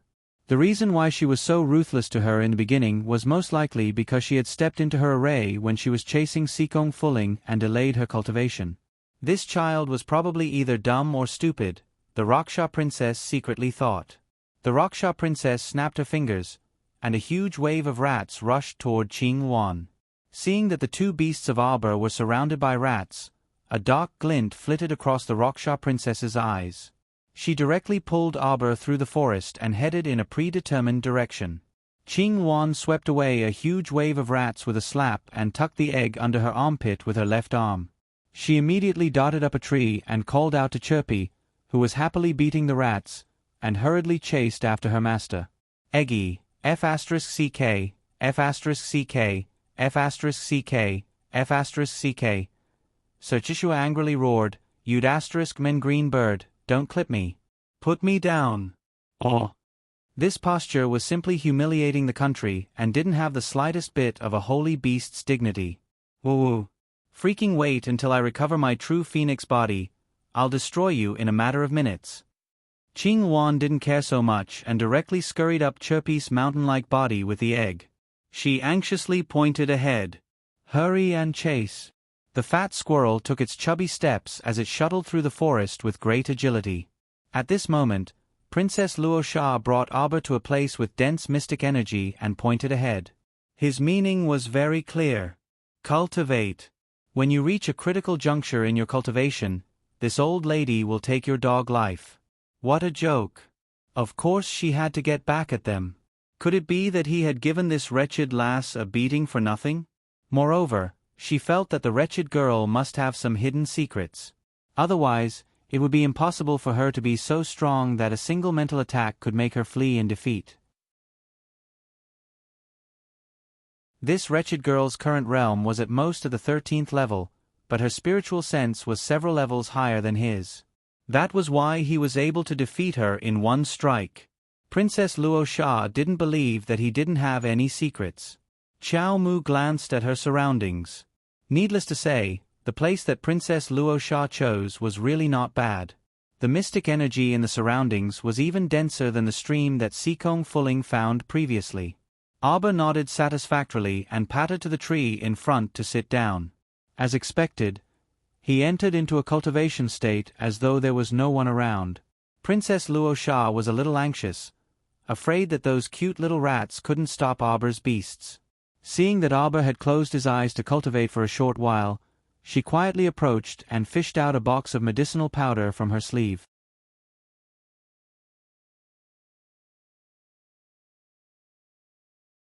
Chapter 1134. She couldn't wait any longer. She seemed to have heard the beasts chasing after her. The Raksha princess's eyes flickered. One blue luan was enough to make her struggle, not to mention a fat squirrel whose level couldn't be determined. She definitely wasn't their match. Time was fleeting, so she had to grasp it well. The Raksha princess was just about to open the powder box and blow a mouthful of powder onto Arbor's little face. Suddenly, a hand reached out from the side and firmly grasped her wrist. The Raksha princess's eyes widened. "It's you." As for the rats, they didn't retreat after Blue Luan and the other beasts left. Instead, they surrounded and tore at the humans even more fearlessly. The high priest of Siming Manor had an ugly expression on his face, and his fists that were pressed against the side of his robe clenched slightly. A metal spear picked up a dozen rats, and before the latter could approach, he activated a defensive barrier to reinforce his defenses. Then, he shouted, "Everyone, let's fight and retreat at the same time. Let's see if we can leave this place." At this moment, many disciples of the Dou and Mu families were already panicking. They saw several of their companions being dragged in and torn to pieces by the rats. The fear in their hearts was about to completely ignite. Why? At the last moment of their lives, they wanted ordinary disciples like them to protect those people in the center and use their own lives to protect them. They wanted their own lives too. Several disciples of the Do and Mu families completely lost their rationality in their panic and anger. They no longer listened to the Mu and Do family heads' commands and directly wanted to run away from the rat swarm. But as soon as they left the group, they were swallowed by the crazily surging rat swarm. Just as everyone was shrouded in despair, a dazzling and enchanting golden-red light suddenly appeared above their heads, burning like a red sun. It directly crashed down from the sky above the forest, breaking through the heavy gray fog above the forest and the pitch-black mess of dead trees and broken branches. The dazzling red sun-like light just happened to crash into the zombie rat swarm, smashing a wheel-sized shallow hole in the muddy ground covered with rotten leaves. With such an impact, more than half of the zombie rats were blown away. The remaining 500 rats were like stray dogs, fleeing into the depths of the jungle in a panic. "Don't chase." Mu Boming grabbed Mu Zijuan beside him and shook his head while panting. "These should be mutated zombie rats. The remaining several hundred rats are nothing to be afraid of. After all, the combat power of these corpse rats was very weak, and a single slap could kill them. He was afraid that thousands of them would gather together. Even an elephant could be killed by a swarm of ants, not to mention so many mutant zombie rats." Do Heping also hurriedly heaved a sigh of relief. Only then did he turn his head to look at the person who had come. With one look, he could not help but be dumbfounded. Your Highness the Crown Prince?" Everyone looked at the Crown Prince who had suddenly descended from the sky. Dumbfounded, he raised his head to look at the big hole above him, only to see a gray mist flowing out of the hole again. The gray fog above the mystic beast forest was poisonous, and it was impossible for any flying mystic beast to continue flying in this fog for more than 15 minutes. Yet the Crown Prince had directly flown in from the forest's periphery, breaking through the overgrown branches from above, and landed here. This kind of power was truly a bit savage. "Have you seen the Crown Princess?" Emo Lien coldly swept her gaze over everyone as she asked.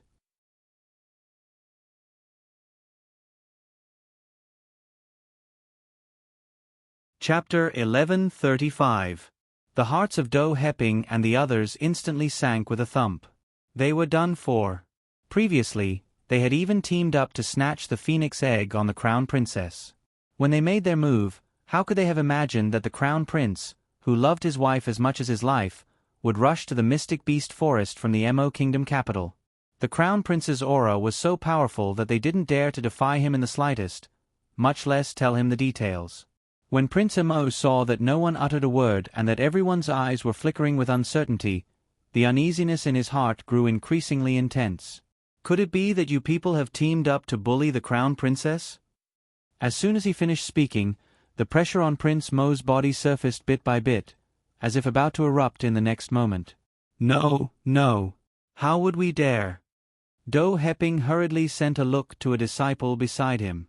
The latter submissively stepped forward and whispered in a mosquito-like voice, Your Highness, I haven't seen the Crown Princess before."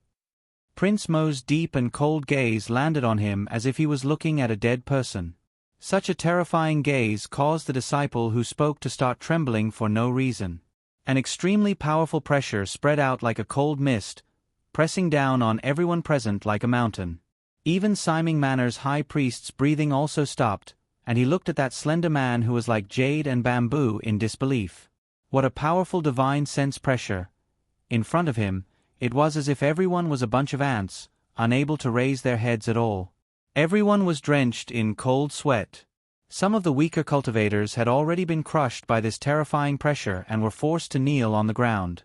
"You dare to lie in front of us?" The Crown Prince didn't move much, but he had already arrived at that disciple's side in a breath's time. He picked him up from the ground and clutched his neck, causing his neck bones to creak and snap. The Do family disciple's eyes suddenly bulged, and he opened his mouth to gasp for breath. Do Heping's gaze contracted. Second young Master Do clenched his fists tightly, forcibly resisting this pressure. With every step he took, he felt the pressure on his body increase by a bit. It was as if it wanted to completely crush him. Second young Master Do held his breath with great difficulty as he walked in front of Prince Mo. He hastily bowed in a very stiff manner. Your Highness, please do not be angry. This disciple does not know the crown princess, so it is understandable that he does not know the details. Actually, the crown princess just passed by here. If your highness chases after her now, you should still be able to make it in time. Second young master Do struggled to explain under the pressure. Where? Prince Mo's dark phoenix eyes lit up. He did not know what had happened to Jojo.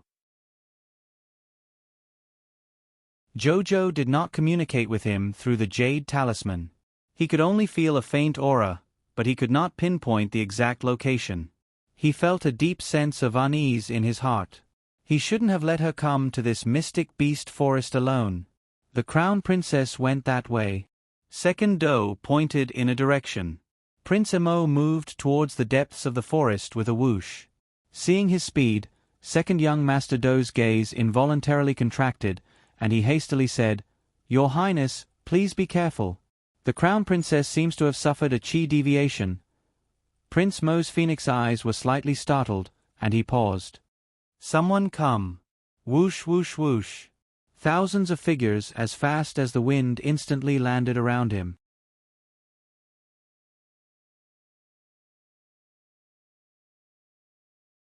Chapter 1136. Everyone's hearts trembled when they saw this, and they all subconsciously retreated a few steps. The Eastern Palace had mobilized so many hidden guards. Did they want to kill someone? Hui Feng, take 2,000 men and use this place as the center. Dig 3 feet into the ground and search within 3 kilometers. There should be something abnormal underground, Emolien ordered coldly. Abnormal situation? What abnormal situation? What else could there be underground? Everyone's gazes flickered as they looked at the crown prince. Family head Do, family head Mu, and Simon Manor's high priest all silently exchanged glances before retracting their pensive gazes. Only Hui Feng knew that the crown prince was referring to something like an underground village.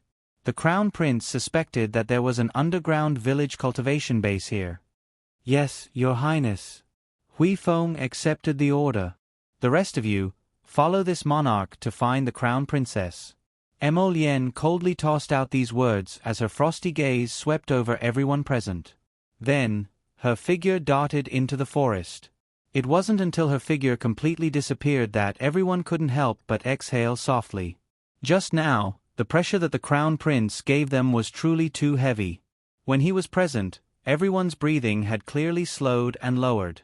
This kind of invisible deterrence was simply suffocating. In particular, the look that the crown prince gave them before he left caused everyone's hearts to skip a beat. What did that mean? It was clearly, "This monarch will remember all of you." So scary. Could it be that this great crown prince still wanted to retaliate against them afterward? The family heads all felt insecure and thought that they had to keep a close eye on their properties after they returned to avoid suffering from so-and-so's evil schemes. Moreover, this mystic beast forest was extremely large. The direction that Second Do had casually pointed in was actually slightly off. A slight difference could lead to a great loss, and the direction that the crown prince chased in was slightly different from Miss Chiao's. It wasn't that Second Do did it on purpose. In truth, he had only seen Miss Chiao being taken away by the Raksha princess and had only taken a cursory glance. This forest was filled with many different types of trees, and it was like a large-scale maze. Who knew where the person would run to after taking a random turn? At this time, the Raksha princess, who was about to attack Xiao Mu, clutched her broken wrist with a contorted expression as she glared viciously at that person who had suddenly appeared. "Ding Yun, you're treating me like this for this little girl?" Princess Luosha screamed, clutching her wrist. Cult Master Ding was simply annoyed to death by this old woman. She was already in her 50s, yet she dressed up like a little girl all day long. Most importantly, she still had special thoughts about him. Is this appropriate? Come on, he really couldn't eat such an old pheasant. He really wanted to ask this old princess what she saw in him. Why couldn't he change? When Qing Wan rushed over, she originally thought that she and the others were one step too late, and that the little master whom everyone missed so much might be in trouble. Who knew? The little master sat there meditating as if there was no one else around.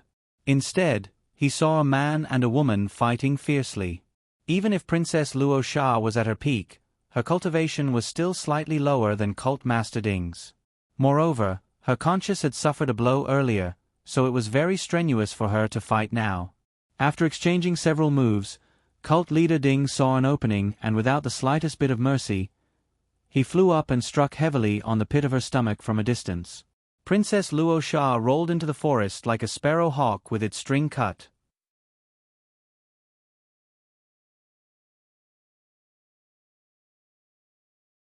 Chapter 1137. Cough, cough, cough. The Raksha princess clutched her chest with a dark expression and crawled up from the ground while clutching her broken wrist. Coughing heavily, she glared at Cult Master Ding with unwillingness and resentment. Ding Yun, you actually injured me for this slut? Have you already forgotten about our friendship over the years? Cult Master Ding's face darkened. When did this seat ever have the slightest bit of friendship with you? Hadn't they just met once several years ago, and this Raksha princess had already become infatuated with him and fallen head over heels in love with him? In this past year, he had indeed been bored to death, so bored that he had nothing to play with. Thus, he killed that snake beauty and used himself as her substitute to sneak into their Raksha ghost sex lair to play around. This game really allowed him to pry into some of the Raksha ghost sex secrets, and he knew that there might be another master behind this old woman. However, he had used the snake beauty's identity to hide by her side. This old woman had no idea at all. She couldn't even recognize his true body, so what bullshit friendship was there to talk about? Heh. As expected, you forgot everything. The Raksha princess's eyes brimmed with tears as she glanced at him resentfully. What did I forget? Cult Master Ding was baffled and impatient. He leaped forward and raised his palm. If you don't scram, don't blame me for being merciless. The Raksha princess knew that this heartless man was a man of his words. If she didn't leave now, she would inevitably fall into his vicious hands. She couldn't beat him now, and she was injured all over, so it was best to retreat first. The Raksha princess turned around and glanced at that man faintly. Cult Master Ding's hair stood on end, and he was about to slap her again when he saw the Raksha princess turn around with sparkling tears in her eyes. She dragged her feet and left without another word. Cult Master Ding didn't chase after her and couldn't be bothered to look at this old woman. The Raksha princess had just dragged her injured body a few steps when she suddenly saw a green-robed figure appear in front of her. When that person turned around and revealed the iron ghost mask on his face, the Raksha princess couldn't help but tremble all over. Abba seemed to have sensed something and frowned slightly. He slowly withdrew from the state of cultivation and opened his eyes. Upon seeing this, Cult Master Ding hurriedly flashed in front of her. Little girl, what are you cultivating here for? The mystic energy here isn't dense enough. He looked at her with a smile, only to see that the little girl's face was stoic. Her gaze seemed to fall on his face, but it was as if she couldn't see anything. Her gaze was unfocused. Cult Master Ding was immediately shocked. He stretched out his hand and waved it in front of her. His expression suddenly changed, and he rushed forward to ask, "What happened to your eyes? Who did this to you? Don't make a fuss." Qing Wan flew over and swept a glance at Cult Master Ding. She said in a proud tone, "My little master can't see or hear what you're saying. All right, you can leave now. Don't disturb our little master's cultivation, or she'll kill you." Cult Master Ding, "What's there to be proud of if you can't see or hear? I do know that there's a secret cultivation ground with dense mystic energy in the Mystic Beast Forest." Cult Master Ding's gaze flickered, and he continued, "Do you want to bring her there?" Qing Wan thought carefully, then ran to Arbor and gestured with her hands. Little Master was so miserable because of this disaster-courting talisman, so she naturally had to cultivate until she could recoup her losses. Only then would she not have lived such a miserable life in vain.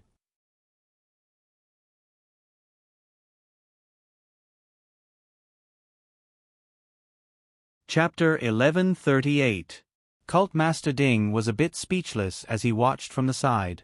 Could the little fellow understand this pantomime of gesturing? He pursed his lips, and a faint light flashed through his alluring eyes. However, this was also good. The longer the little fellow was delayed here, the more likely that Emolienne would be dead by the time she returned. What *T crown princess title would naturally cease to exist, hee. The egg also sneered at the side. You damn green bird, do you think she can understand just by gesturing like this? She's just a little fool right now. You're the fool. You've been a fool for 8 lifetimes. Qing Wan and the little white squirrel turned around at the same time and roared at him as if they were enemies. Egg, wait until our little mistress wakes up, she'll definitely take care of you. Just you wait. The little white squirrel snorted. What egg? Who's an egg? I already said that I'm a blood-fire god. Blood-fire my ass, you're just an egg. Qing Wan and the little white squirrel both turned their faces away in disdain. At this time, Arbor already reacted and walked to Cult Master Ding's side with small steps. Cult Master Ding smiled enchantingly and went forward to pull Arbor's little hand. Look at you, you're so wooden-brained. I'll call you Lil Blockhead from now on. Lil Blockhead very rudely threw away his hand and instinctively reached out to pat his sleeve that was hooked by him. His disdain was evident in his words. Ahahaha. The egg laughed. He finally found a human that the little girl disliked more than him. This allowed the egg to regain a bit of confidence. See, this great god isn't the one that the little girl dislikes the most. In the next second, the wildly laughing egg was sucked into Arbor's inner world. Damn girl, let me out. The Bloodfire Phoenix egg angrily shouted in her mind. Contracted mystic beasts could communicate with their masters in their spiritual consciousness. The little fat squirrel laughed until he fell and couldn't help but poke at him. Master dislikes you, dislikes you. Arbor reached out and summoned Qing Wan and the little squirrel back into his inner world at the same time. Only then did he turn his head to look at Cult Master Ding. His meaning was self-evident. Lead the way. She didn't expect that the beasts that were randomly gesturing could really communicate with her perfectly. Cult Master Ding raised his hand to touch his chin and nodded repeatedly. Okay. I'll take you there. After saying that, his hand tried to caress her small hand again, but was decisively rejected again. Sigh. Cult Master Ding sighed.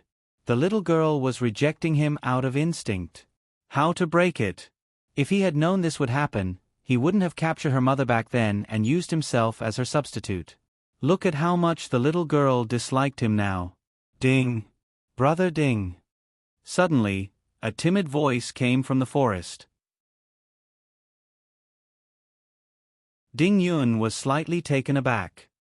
He turned his head and saw Exenur standing not too far away. She was biting her lower lip lightly and looking at him with a faint gaze. Cult Master Ding shuddered all over for no reason. Exenur was originally his mother's adopted daughter. He didn't know why she suddenly became his fiancée a few years ago. When the manor announced it to the outside world, he almost thought that he was hallucinating at first. Only after confirming it again and again did he realize that his mother was actually serious. How terrifying! He was just a wanderer of the Jianghu.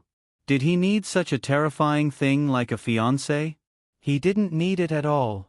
For the past 2 years, every time Exenur saw him, she would use this kind of "you betrayed me" expression. She would stare at him foolishly. It really made all the hair on his body stand on end.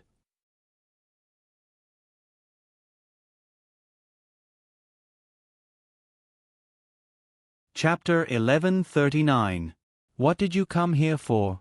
Ding Yun reflexively took a step back, cowardly hiding behind Xiao Mu. Arbor was expressionless. She only saw the human-shaped stake in front of her and had no idea what they were doing. Big Brother Ding, you promised Mother that you would return to the manor this month. The corners of Exenur's mouth drooped slightly, and she unconsciously clenched her fists tightly. I did promise, but this month isn't over yet. It's the same if I go back at the end of the month. Ding Yun waved his hand impatiently. All right, stop lecturing me. Hurry back to the manor. This isn't a place you can come to. This place is dangerous at every step. With your strength, You really aren't qualified to stay here for long. Arbor suddenly turned around and furrowed her slender brows. She stretched out her little paw and tugged hard at Ding Yun's sleeve. Hurry up and leave. Go cultivate. You're so long-winded like an old man. Alright. We'll go right away. Cult Master Ding's sullen and impatient expression immediately swept away, and he grabbed her little hand with a smile. However, slap. Arbor's small, expressionless face was taut. She once again used facts to prove that she disliked him from the bottom of her heart. Cult Master Ding's mouth twitched, and he settled for the next best thing, grabbing her sleeve. I'll hold your hand. It'll be faster this way. Big Brother Ding. Exenuer's entire body trembled slightly, and she looked at Ding Yun and Arbor in disbelief. Have you forgotten what Mother told you? Have you thrown Mother's teachings to the 9 heavens? Exenu asked in a trembling voice. Xinu. Ding Yun's face was cold and angry, and his tone was somewhat irritated as he said, I haven't forgotten a single word Mother said. Can I trouble you to stop lecturing me? Was this lecturing? This was a matter of life and death. She was concerned about him. Exenuer's tears welled up, and she closed her eyes. When she opened them again, a trace of determination flashed through her eyes. Bring young master back to the manor. Yes. 2 men in black appeared behind Exenuer, and they cupped their fists at Ding Yun. Young master, please follow us back to the manor. Ding Yun sneered. You want to keep me here with just the likes of you? Big Brother Ding, if Mother knew that you had feelings for this little girl, she would definitely bring you back at all costs. What nonsense are you spouting? Cult Master Ding's expression changed slightly as he stared at Exenuer. When have I ever had any strange thoughts about her? All of this is just your imagination. Go back. Ding Yun rebuked angrily. All right. Since you say you don't have any thoughts, then kill her right now. Exenuer signaled with her eyes, and the 2 manor guards immediately stepped forward. Cult Master Ding was both shocked and furious. He subconsciously blocked in front of Arbor. You dare. Exenuer suddenly took a step forward and almost bumped into Ding Yun's body. You're not tempted? No. Do you think Mother would let this scourge stay if she knew? All the decisions that Mother makes will only benefit you the most. For the past 20 years, this has never changed from beginning to end. Why don't you listen to her? Big Brother Ding, don't be willful and act rashly. Exenuer coldly shouted, Bring young master back. Yes. Without waiting for the 2 manor guards to step forward, Ding Yun suddenly launched an attack. 2 mystic energies flew out of thin air, and at the same time forcing the 2 to retreat. He couldn't care about anything else. He pulled Arbor over, and with a whoosh he ran away. Young master! A young girl in a pink dress exclaimed.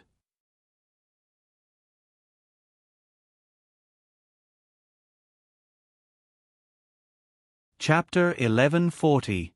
Ding Yun dragged Arbor and glided over the forest at an extremely fast speed. Young master! A young girl in a pink dress couldn't help but cry out in alarm. Exenuer's body swayed slightly as she stared faintly in the direction the 2 people left in, softly muttering something to herself.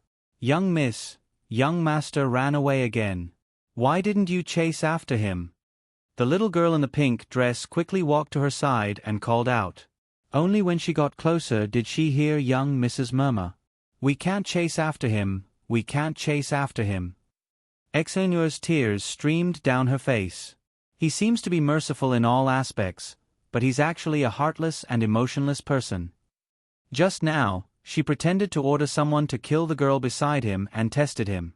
Looking at his abrupt change in expression just now, that was called a mixture of shock and anger. For so many years in the past, this man seemed to wear a natural mask even when facing his own mother. Although he had a smiling appearance all day long, in reality, he had an expression that was neither sad nor happy. Exenuer thought that this person's temperament was naturally extremely cold, but it turned out that wasn't the case. He would also be angry and would stand in front of others to stare at her with a man-eating gaze and roar, "You dare!" Xenu squatted on the ground dejectedly, causing Bao Yen, the maidservant in pink, to anxiously circle around her. "Young miss, say something. What's going on? Who is that girl beside young master?" Seeing that Xinu didn't move for a long time, the impatient Bao Yen anxiously stomped her feet. All right. If you're not going to look for her, I'll go look for young master." After saying that, she turned around and dived into the forest again, disappearing without a trace in a flash. Xinu cried for a while before taking out a pen and paper and hastily writing a letter and handing it to her two subordinates. "Quickly return to the manor and personally hand this letter to old madam." "Yes." The two manor guards didn't dare to delay and hurriedly cupped their fists to receive the letter before turning to leave in a hurry. On the other side, Emolienne paused her steps and turned to look at the gloomy forest path with a slight frown.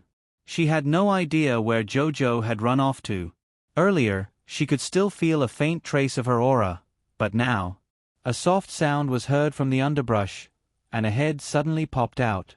The two hidden guards behind the crown prince quickly moved forward and suppressed the other party with one move. They pulled the girl out from the bushes. The strength of their hands was not weak. Hey, softer, softer, softer. Sikong Fuling hurriedly called out. Emolienne's expression changed slightly, and she landed beside her with a swoosh. She unfurled a silk scroll in her hand and asked coldly, "Have you seen this little girl?" Sikong Fuling, who was being escorted by two hidden guards, cast a sidelong glance at that painting. On the drawing paper, although the little girl's face was expressionless, the lively smile in her eyes was completely embellished. It could be seen that the person who drew this painting rather hoped that this stoic face would smile frequently. Sikong Fuling's eyes turned slightly before she shook her head and replied seriously, "Never seen him before." This unknown wild man in front of her didn't lose out to her older brother in terms of looks, temperament, and appearance. He couldn't be having an affair with a little girl, right? Emolienne's icy gaze flickered slightly. The hidden guard's sword slashed toward Sikong Fuling's face. "If you don't speak, I'll disfigure your little face." Sikong Fuling's eyes bulged, and she shrieked with a pale face, Hey. You're tuning in to the Narrate and Escape YouTube channel. Don't forget to subscribe and join us on this journey to catch the most captivating stories.